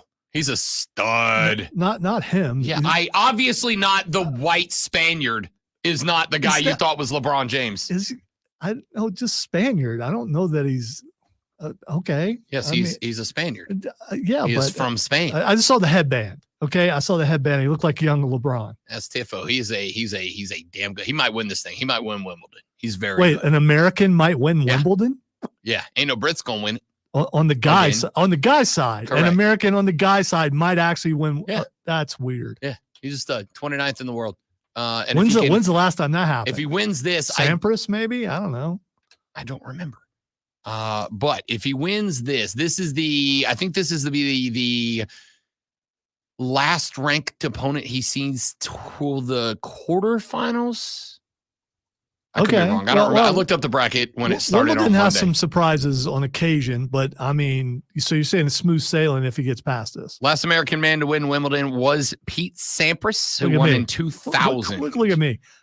Big tennis guy over here. You guys losing right now. Hey, I was a big tennis guy back in the day with Bjorn Borg and Andre Agassi, definitely because of the hair. There's some, yeah. Let's see. Joker has won it 4 times in a row. Didn't have one in 2020, but he won the last 4 before that. Before that was Federer and Murray. Then Djokovic twice. Murray, Federer, Djokovic, Nadal, Federer, Nadal. Federer. Leighton Hewitt, Goran Ivanisevic, Sampras. Ivanisevic. Sure. I know. Because I've watched more than 5 tennis matches, so I'm Qualified tennis guy. I'm a tennis guy. Pete Sampras won it 4 times in a row before that. Then there was Richard Krajicek. What's his name, Lonzo? 1996 from the Netherlands. You know this guy, big tennis guy over here. I boycott the Netherlands. Oh, okay. So, yeah, I'm not in that. Sampras 3 times in a row before that. Agassi before him. So the Americans won the lion's share of Wimbledon in the 90s. Why you want to throw a Netherlands in there when we're just talking about America? The Dutch. There's 2 types of people I don't like. People who are intolerant to the culture of others and the Dutch. 60-40 is the vote right now on the Fan Upstate poll, by the way. 60% Cobbler, not a pie. 40% Cobbler is a pie. So it's ebbing back up towards me. Yeah, we got to about, I think it was like 53 to 47% at one point, and now it is flying back the other direction. So we'll see. We'll see how it plays out. Shockingly, we actually do have some sports stories to get here on the show. I'm going to text Diesel and Cole never answers. No, you tell him to go on the poll and vote. No, I'm going to ask them, is Cobbler a pie? Cole says yes. Diesel says no. That's my prediction. Actually, that's I'm going to submit that for the 5 o'clock fight today. That's what I'm going to do. I don't think you can submit for other shows. I absolutely I can. could be wrong about that. I absolutely am. You can try. I text their show all the time. It's a blast. See how many I can get rid on the air. Answer is a lot of them. A lot of them. Do they know it's you? No. I text the text line. They never check. Well, now you. I mean, they might now if they're listening, Yeah. but I mean, they'll have to go through the work of checking while they're live, and I don't think they're going to do that. Here, I found this article yesterday. Will Texas become the SEC's most hated team? No. Why would they be? They would have to win. I don't know. Yeah, Texas is going to be good, but the amount of people predicting them to win the conference in their first year is ridiculous. Well, Georgia's they're probably not. going to win the whole thing. Alabama doesn't exist anymore because Nick Saban's gone. I don't know. All right. You say that. I'm switching gears. I was gonna talk about Texas and the fact that I think Quinn Ewers is overrated. Sorry, I influenced the direction of the show. It's all right. Stop it. It's pretty usual. I'm good with it.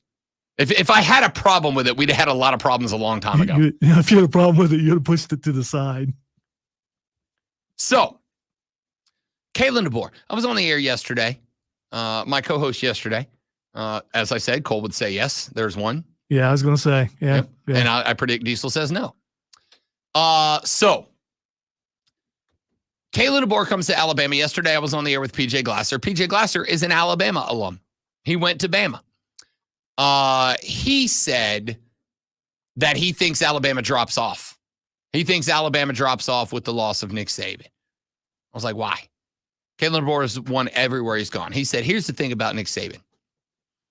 Nick Saban was the definition of win every game you're supposed to and most of the ones you're not. Said if you go back and you look, games that were decided by less than a score, less than 7 points, Nick Saban won like 90-something% of those games. And he's right. But here's the thing, so did Kalen DeBoer. So does Kalen DeBoer.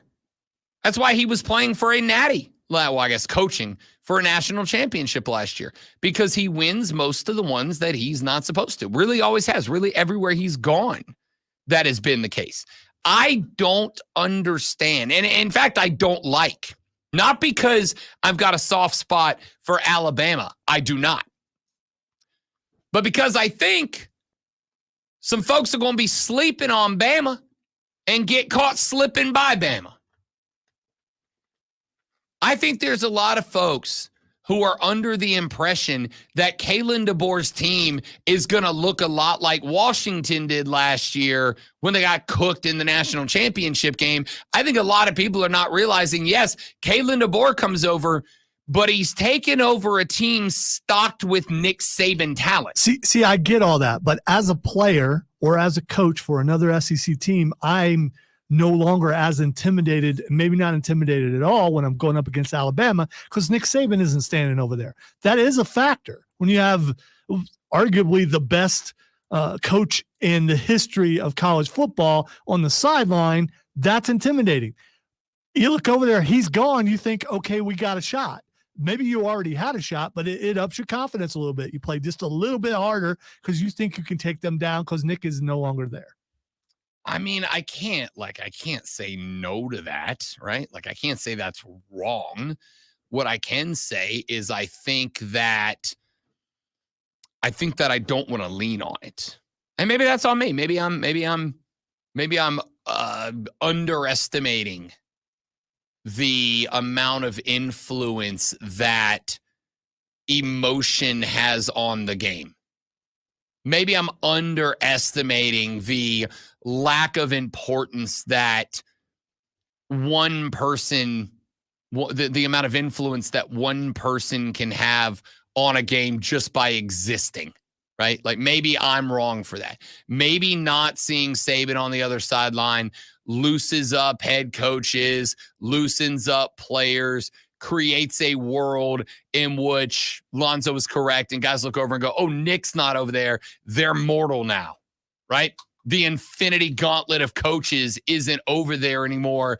Now we can beat them. Maybe that's the case.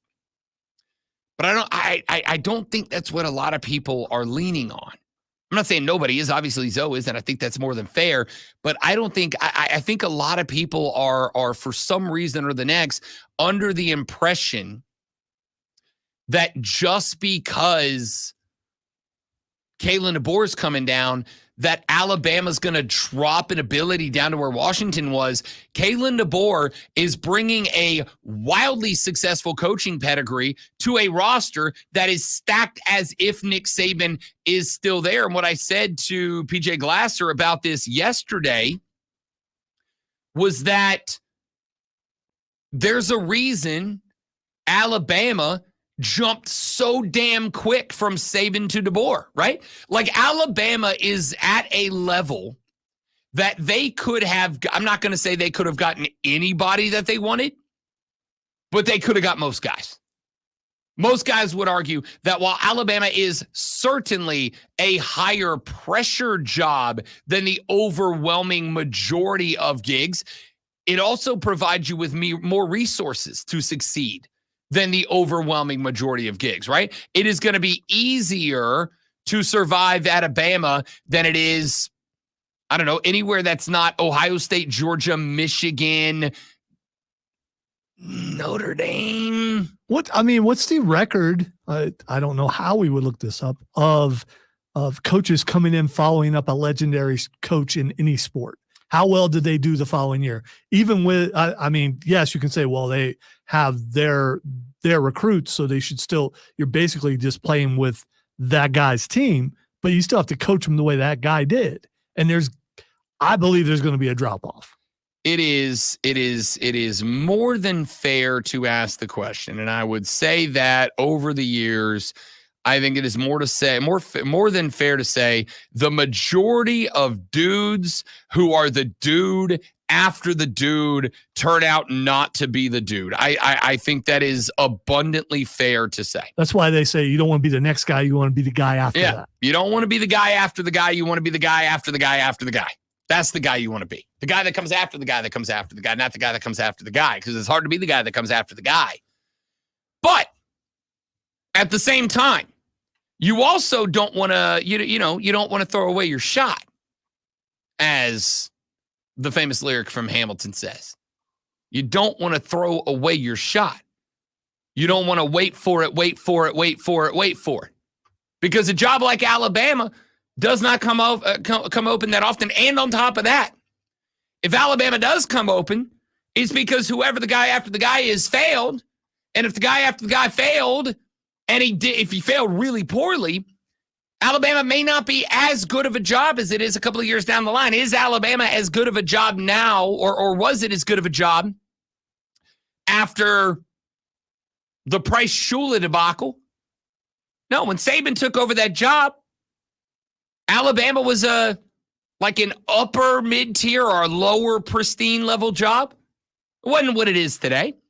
So a guy like Kalen DeBoer does not want to miss the opportunity to jump into a program that is going to do more to help him to succeed than most any other program in America. Like I said, Michigan, Ohio State, Notre Dame, Georgia. What other schools would you put up there with Alabama in terms of resources and commitment to the football program? Not very many, if any, that I missed. So a guy like Kalen DeBoer is going to jump up there, but it also means that Alabama, more than likely, could get just about anybody that they want. They could get just about anybody that they want. And so when they are looking around at potential head coaches, this is the guy not only that they picked, but it is the guy that they picked real damn quick, too. How many days was it between Saban and DeBoer? Like not even a week, right? Wasn't it like 4 or 5 days? Which, by the way, Saban's retirement, I'm not saying it came as a surprise to everybody at Alabama. Like I am sure that Saban probably told the athletic director there that he was out. I'm sure he told Greg Byrne, I'm out, right? Just as an FYI, Miss Terry and I made our decision, we're out. But the announcement was a surprise to everybody else. Do you remember doing the show the day that Saban retired? It was like chaos, man. It was like chaos. It stopped the sports media world for an entire day. And yet Kalen DeBoer was in there by the end of that week because Bama knew who the hell they wanted. And it wasn't Dabo. And it wasn't anybody else. It wasn't Norvell. Right? All these names that got thrown out there. They put odds up on the board within an hour of who was going to be Saban's replacement. And DeBoer had like the 5th or 6th longest odds, right? Norvell was at the top. Dabo was at the top. There were a number of head coaches of good programs, successful programs that were at the top. Bama knew who they wanted. They wanted him because the guy's got a pedigree. The guy gets to take over Saban's squad. I think they're going to be fine. They got a Heisman candidate at quarterback. They've got an offensive and defensive line that's as good as anybody's with the exception of maybe Georgia's and Michigan's this year. They did lose a couple of starting caliber players to Florida State, but they also replaced them with 4- and 5-star recruits because they're Alabama. I would caution everybody in the SEC, don't sleep on Bama. Don't think Bama's falling back to Arkansas, Mizzou. They ain't there.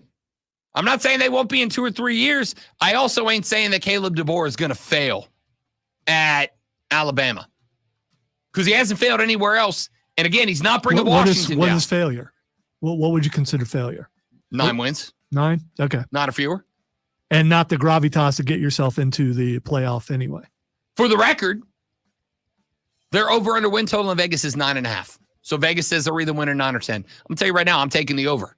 And it's plus money to the over. It's like plus 135 to the over. They're going to lose to Georgia. The only other team I see them losing to is Tennessee, and that's because it's at Neyland Stadium this year. And Josh Heupel's doing a great job there. Who the hell else on that schedule are they going to lose to? Mizzou? South Carolina? No. No, they're winning 10. They'll be in the playoffs this year. Book it, because they're Bama. Back after this on the Rob Brown Show on the Fan Upstate.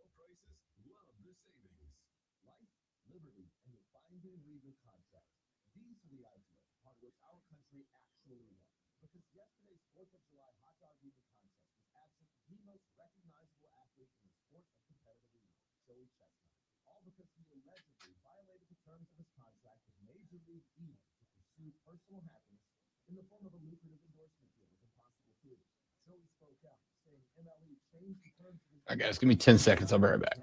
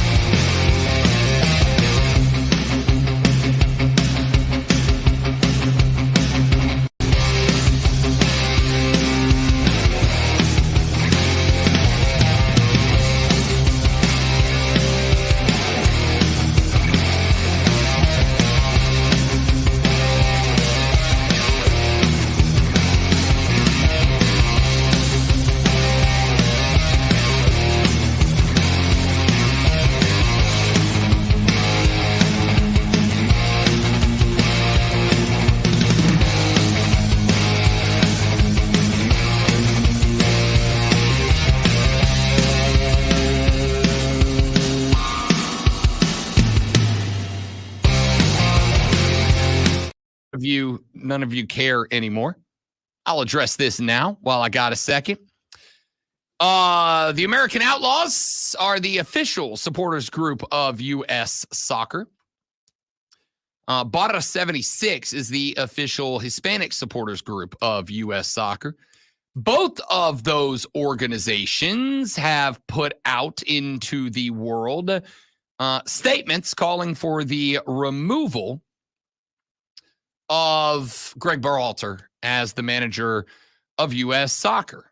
The first statement came from the American Outlaws. I will not read the entire thing to you. I will read you the last couple of paragraphs because it's effectively what I have been saying for like a while. Quote, every game isn't just about the result. It's an opportunity to capture America's attention and build an everlasting bond between new fans and the team. It's an opportunity to compel new fans to put on the game and lasting fans to share the team with others. But change is necessary to prepare to compete at a home World Cup.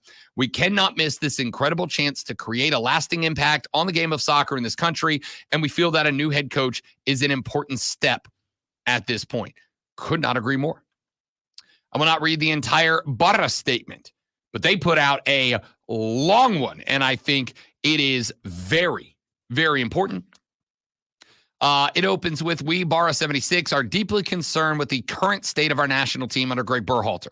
Despite our unwavering support and dedication to U.S. soccer, we have witnessed countless disappointing performances and a lack of process that falls short of our expectations, and potential. The inability to motivate and develop the team has left us questioning its direction. They also go on to make a statement about how this is an amazing opportunity hosting the World Cup and say that it is, quote, imperative that a change be made at the head coaching job. It's not just me. These are national organizations. These are organizations that have multiple chapters within our listening area. There's a Greenville County chapter. There's an Anderson County chapter. This is a huge organization with thousands upon thousands of paying members around the country that are making a push here. There are two massive problems here. Two massive problems. Problem numero uno is that U.S. Soccer dug in its heels.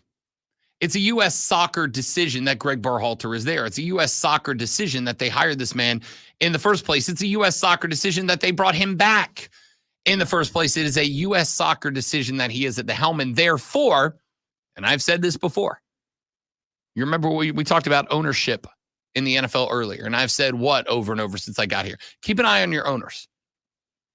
Not that there's anything you can do about it other than speak out and start paying that money.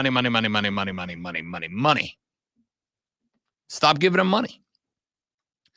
But keep an eye on your owner to decide if it's time to start doing that or not, because if your owner gets to a point where they're unwilling to admit that they made a mistake, if your owner is willing to die on the hill of the decisions that they have made, if the owners are willing to just go 10 to the ground and say it with their chest, I'm right, you're wrong, no matter what you say. Am I right, Jerry Jones? Good luck. You might as well quit paying attention because you're just wasting your time as a fan. And the thing about being a fan is that you always are a fan for one of two reasons. Either A, you don't care about wins and losses. You just care about being entertained for a few hours on any given day of the week. Or B, you remain a fan because you're always optimistic that at some point down the line, at some point, your team's going to compete. At some point, your team's going to get it right. And at some point, you are going to be rewarded. You are going to get some return on investment, be it a championship or a historic run or an NFL Hall of Fame player, whatever it might be. I'm at that point with U.S. Soccer, to be quite honest with you.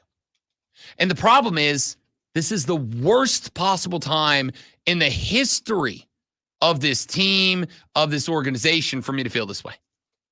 I am at the point now where if there's not a change, if something's not different, I honestly feel like watching U.S. Soccer is a waste of my time right now.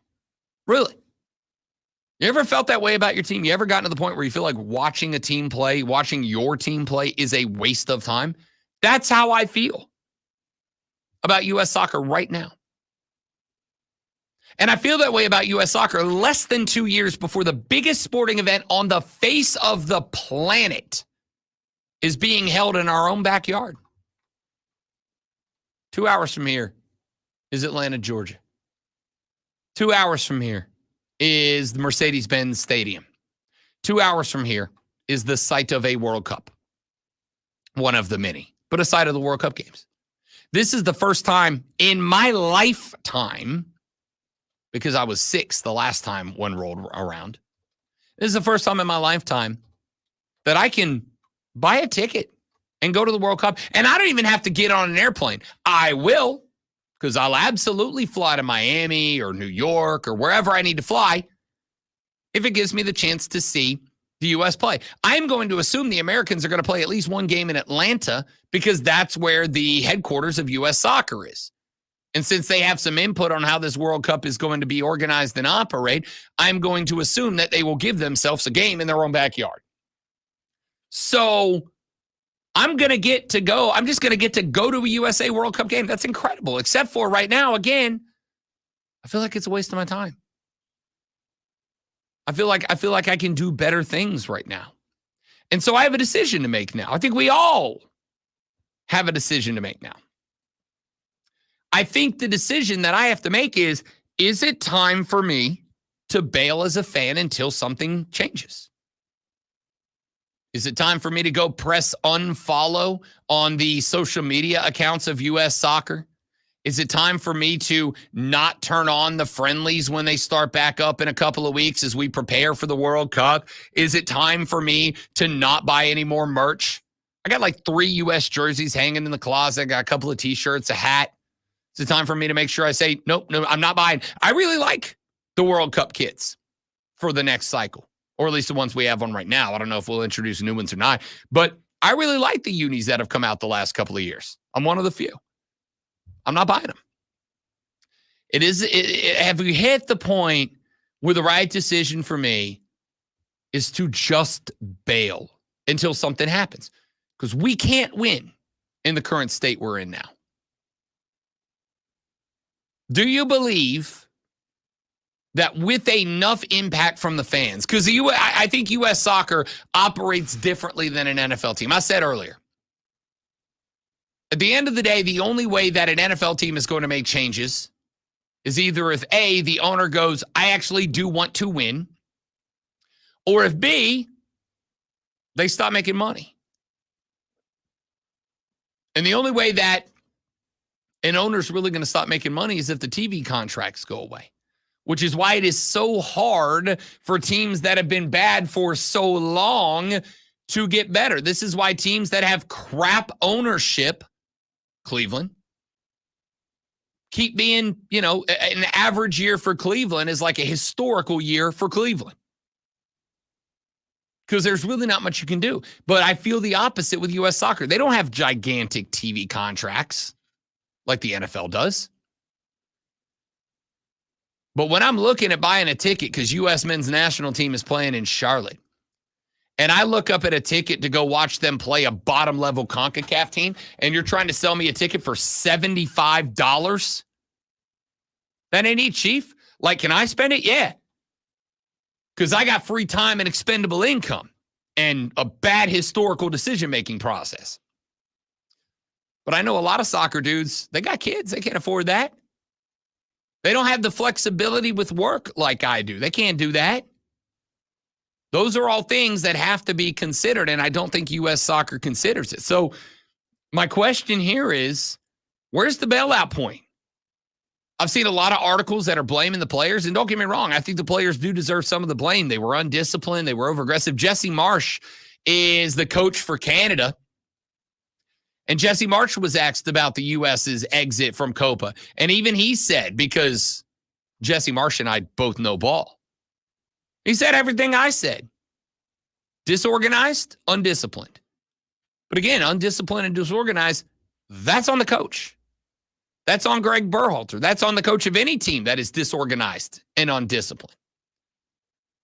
Is it, and am I a bad American for bailing on our national team 2 years before a World Cup unless they make a change?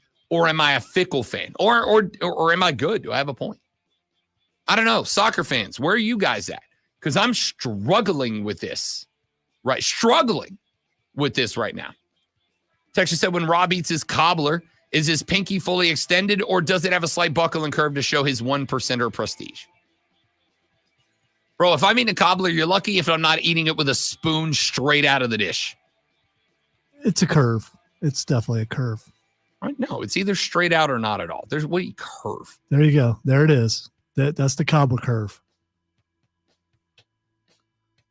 Cobbler, a.k.a. pie. Back after this on the Rob Brown Show on the Fan Upstate. So Diesel still won't answer the question. It'd be funny if you ask him and then he answers. I'm not going to now.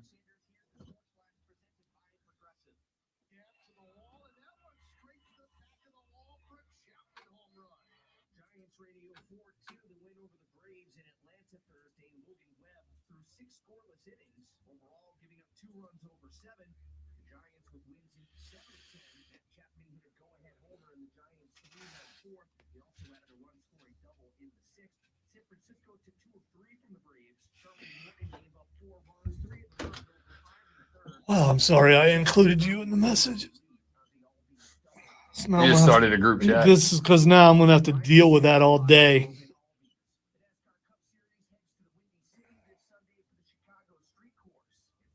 Cole jumps in, jumps out. He's done. You know, and you guys are just going back and forth. Get a room, man. Do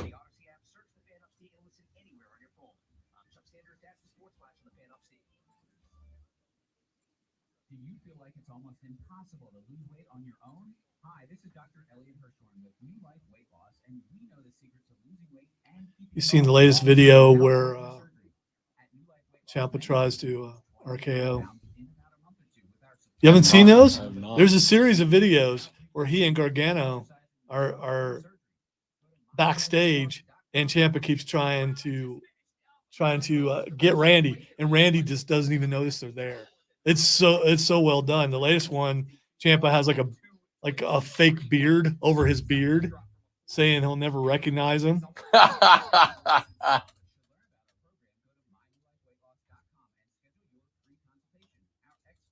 Hey, look, Mark Ryan ate a dozen donuts for him.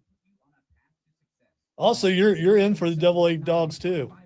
Oh yeah, looks like a lot Absolutely. of potato salad on there, but still, I yeah.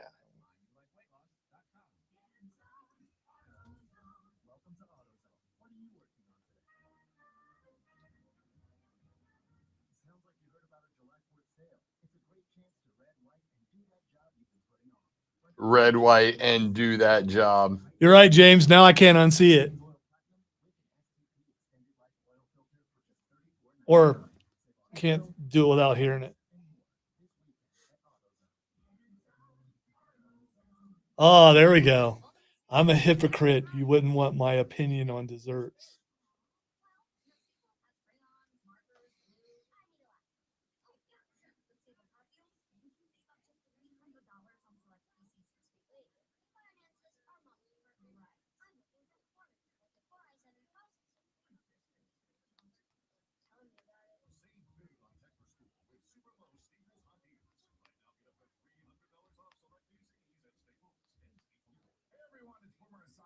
Superchargers, headlights, and more. With over 122 million parts, eBay Motors has everything you need to maintain your vehicle and level it up to peak performance. And with eBay Guaranteed Fit, your part is guaranteed to fit your ride every time or your money back. Stay on your game, all with parts you need at the prices you want. It's easy to bring home huge wins.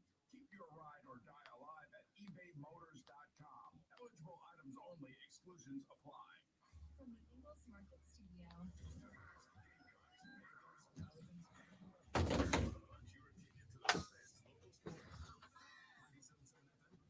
The arbiter of donuts.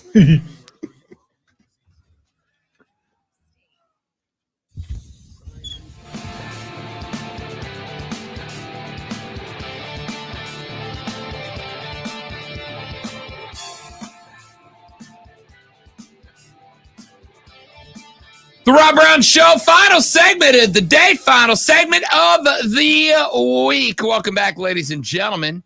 It's the Fan Upstate. Spectacular to have you here with us on a Friday.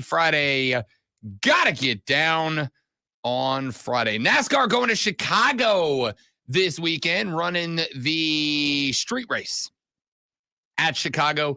I like the concept. I watched this race last year. And I really like it. I really like it because it's not just a road course. It's a tight road course. Yeah, I mean, you've got road courses on the circuit. And I like having road courses on the circuit. I like having a NASCAR schedule that demands that there is a lot of different skill involved. I'm talking about racetracks that rely on the mechanics and the engineers and the pit crew and the tire changers and the crew chief, etc., where pretty much every driver on the mile-and-a-half cookie cutter, every driver knows how to drive that course. Every driver knows how to spin circles on a mile-and-a-half cookie cutter. So really, that race is not won or lost by drivers. That race is won or lost in the setup with the car, in the dialing in of the numbers on the car, making sure the analytics are correct. It's made on decision-making on the track, right? Should we come in? Should we pit? Should we get gas? Should we take 2 tires? Should we take 4 tires? I like that there are tracks on there. The races themselves can be quite boring. They just can. Because those cars spread out. Now, you're 35 laps in and you got car every second and a half, and it stays that way for 500 miles. It can be a little boring. But I also think it is important because it sets up a schedule where the races aren't entirely dictated by the drivers. They are dictated by, again, crew chief, tire changers, gas man, the guys in the shop, making sure the car is set up correctly. The guys in the lab, making sure that the shifting limits on the gearbox are where they need to be. As a guy who likes to deep dive the racing, those things are massively importante. But I also like that you have all different styles of tracks that do test the drivers. I like that there are super speedways, 2.5 miles, almost 200, sometimes over 200 miles an hour. I like that guys have to understand when to draft, when to bump, when to get in line, when to step out of line. I like the guys got to take chances. All right, if I get off of this draft, will somebody go with me and open up a second line? If I get out of this draft, will everybody stay in the line and railroad me? I like that. I like that there are multiple now half-mile and 3/4 mile tracks out there. Short tracks. I like that drivers have to figure out, how do I get through this demolition derby, where at any given point, there's not 50 feet of track anywhere on the track that doesn't have a car on it. I think these different races test the drivers, and I like that we have added a classical, traditional style road race to the mix. And I like that it's just the one that's like Chicago. I like that it is one that gives the guys whose maybe their technical skill is in the street racing. I like that it is set up the way it's set up. There's a lot of very tight turns here. There's also a couple of different spots where the track opens up in a way that allows you to put some speed behind your vehicle. I like this track quite a bit. You're looking at a long straightaway from 2 to 3, a gradual right-hand turn, and then another on 4, but then a 90-degree turn at 5 to the right, a 90-degree turn to the left in 6, a straightaway, a 90-degree turn at 7 to the right, gradual turn that stays left 8, 9, and 10, come out short straightaway into a 90-degree right at 11 and 12, and then a long straightaway across the start finish line. I like this track. It's set up as 2 short tracks with some 90-degree turns to transition between them. Like, this is going to test drivers, and I want test-on drivers to determine the playoff field. I'd be fine if they decided to put this field into the playoff, to be honest. I think the playoff needs to be more versatile, not less versatile. I think the 10 races for the playoffs should have 2 traditional short tracks, 2 traditional cookie cutters. It should have 2 super speedways. It should have 2 road courses. And then it should rotate a unique track somewhere else for the last one. I think that'd be a great way to set it up. So we'll see how this race looks. I like the scenery of this race. It's a beautiful race with the Chicago skyline in the background. This is one of, and I'll be honest with you, I can't really explain why.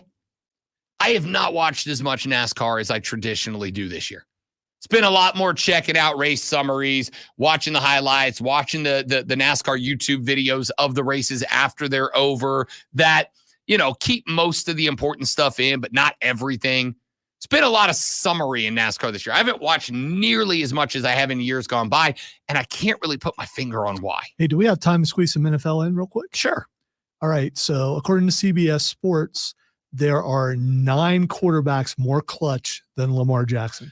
I saw something about that. You said with CBS? Yeah, I have the list in front of me. Oh, give it to me. So give it to me. At number 8, because Lamar's number 9. Number 8, Daniel Jones. Who's 10? They don't have that. Oh, okay. So we don't have time. So because 10, that's way too much. But 9. Well, we'll start at 9. We got plenty of time for 9. So at number 8, Daniel Jones is more clutch than Lamar Jackson. At number 7, Joe Burrow is more clutch than Lamar Jackson. All right. There's one name I'm waiting for, and I can't wait till you say it. At number 6, Dak Prescott. Oh, and there it is. Just more like that. clutch than Lamar Jackson. Mr. Playoff. Number 5, Jared Goff, more clutch than Lamar Jackson. Don't have a problem with it. Number 4, Josh, more clutch than Who? Lamar Jackson. Josh. McCown? Maybe. Bell? Could be. And Drake? Definitely. That's the one. You mean Josh Allen? Oh, that guy. Yeah. Number 3, Jalen Hurts is more clutch than Lamar Jackson. Number 2, CJ Stroud is more clutch than Lamar Jackson. And we already know who number 1 is. So Tom Brady. Patrick Mahomes is more clutch. Okay. They're only talking about people who are actually still playing. Gotcha. Yes. Patrick I'm fine with. Way too early for CJ Stroud. Way too early for CJ Stroud to be here. I mean, he had some clutch drives last year, but way too early. Jalen Hurts had one good season. Jalen Hurts had a good season. Are we going to put Jalen Hurts here? The Eagles collapsed on themselves last year. I would not put him in there. The Eagles did the football version of a cartoon character lighting a stick of dynamite. Or no. You know what it was? You know when the cartoon character pulls the pin from the grenade and then throws the pin? Yes. That's what the Eagles did, but the football style last year. They pulled the pin and then threw the pin and then stood there and let the grenade blow them up. Bad move. Josh Allen, I don't have an issue with being top 5. I'd be good with that. I think the only ones I have a problem with are Dak Prescott. What's the entire legacy of Dak Prescott right now? Make the playoffs, choke in them. That's the opposite of clutch. You got to be clutch to get to the playoffs, but getting to the playoffs and then choking annually, you're not clutch. Joe Burrow, I mean, they call him Joe Cool for a reason. I got no problem with that. Danny Dimes was the writer of this high when he put Danny Dimes at number 8. First off, how many clutch spots have the Giants been in under Danny Dimes? They're out of the playoffs by week 6 every year. How many clutch spots are they even in? I think I don't know if clutch necessarily means playoffs. I think clutch just means any game. Just any given clutch situation.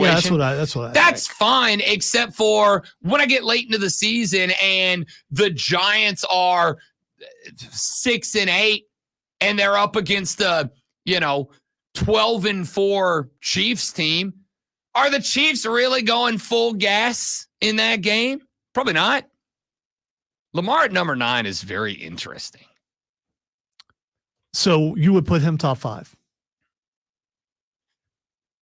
I would put him behind Patrick Mahomes. I put him ahead of CJ Stroud. I just don't think you have the data on CJ Stroud to put him here. So when the game's on the line and you need that player to step up, Lamar Jackson is top 5 for you. Yes. Okay. I would take him over CJ Stroud. I'm not saying CJ Stroud won't take the spot from him. I'm saying you don't have the data. I pointed this out on the BetQL show yesterday. Yes, CJ Stroud won the division. Yes, it is impressive he won the division.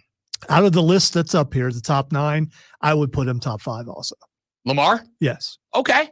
Yes. Okay. Pleasantly surprised by that, to be honest with you. Because I would put him ahead of Jalen Hurts. Ahead of Jalen Hurts, ahead of Dak Prescott, Yep. and ahead of Daniel Jones, for sure. For sure. Yeah. For sure.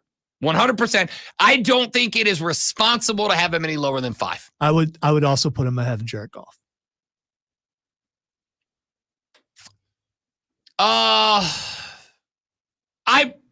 I think that's a subjective 50-50 call, and I'd be good with that. Honestly, I'd be good with that.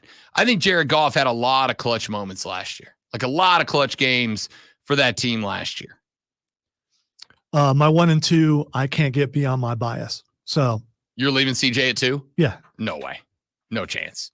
I like CJ Stroud, and I think he'll be on this list. I don't think he's on it yet. Let's not forget right now with a full field to go and, I don't know, less than 60 seconds clutch time. I got CJ Stroud as my quarterback. I've got Lamar as my quarterback. I'm going CJ because over Lamar Jackson because he's a better passer. Stop. He's definitely a better passer. Stop. I mean, he just is. Stop. I'm going Lamar over CJ Stroud. That's not. I might even have CJ Stroud in the top 5. To be honest, I might put CJ at 5. But let's not pretend Anthony Richardson's shoulder blade didn't explode and the Jacksonville Jaguars rivaled only the Eagles in terms of implosion last year. And now the Rob Brown Show presents Twitter. He gonna give it to you. He is. All right. The things that are Xing today. Let us start with sharks. Is it Shark Week this week? Dude, you haven't seen? What am I missing? The big shark attack in Florida? What? Yes. Another one? Yeah. Yo, the Sharks are not playing in the Sunshine State right now. Several people injured in like the same attack within like 10 minutes or something. Yeah. I forget what beach it was. Yeah, I'm going to need to know this. I want to say Miami, but I can't remember exactly. I usually don't look them up until we get done with the show. South Padre Island, and apparently there's video of like some of the victims coming out of the water, and they are jacked. Yeah, I regret. Yeah, I didn't watch the video. I'm not looking at that. I don't want to see that. Yeah, I regret it. I don't want to see that. So, so if you go into the ocean, which I may or may not be doing. Should you be squeamish? Avoid it at all costs. Yes. Yeah. I just saw the inside of a lady's leg. Oh, wow. Yeah. I'm glad you didn't watch it. Yeah. So anyway, sharks are hungry. You go into the ocean. That's where they live. I don't know if you do that or not. Yeah, I kind of I'm a big beach guy, and I'm a get in the water when I go to the beach. I grew up in the beaches of Florida. There are always sharks. If you go to the beach and you get in the water, there's a shark within 500 yards of you at all times. I'm heading to the beach in a week, and my goal, because I'm old and boring, is to read a book.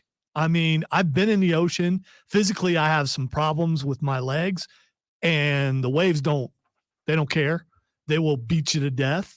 Chances are I will get in a little bit, but not as much as I love being in the water. I will sit in a float and drink Bahama Mamas in the water all day, every single day. Also, the sharks ain't playing right now. And if you go in the water, you get by a shark, like you can't be mad at the shark. There's been some attacks in California also, and some in Myrtle Beach. So just be careful. All right. The next thing that's Xing is Money in the Bank. I'm never going to unsee that lady's leg. You should not have looked at the video. I mean, it's all over Twitter. I saw the headline and I just moved on. Anyway. Money in the Bank.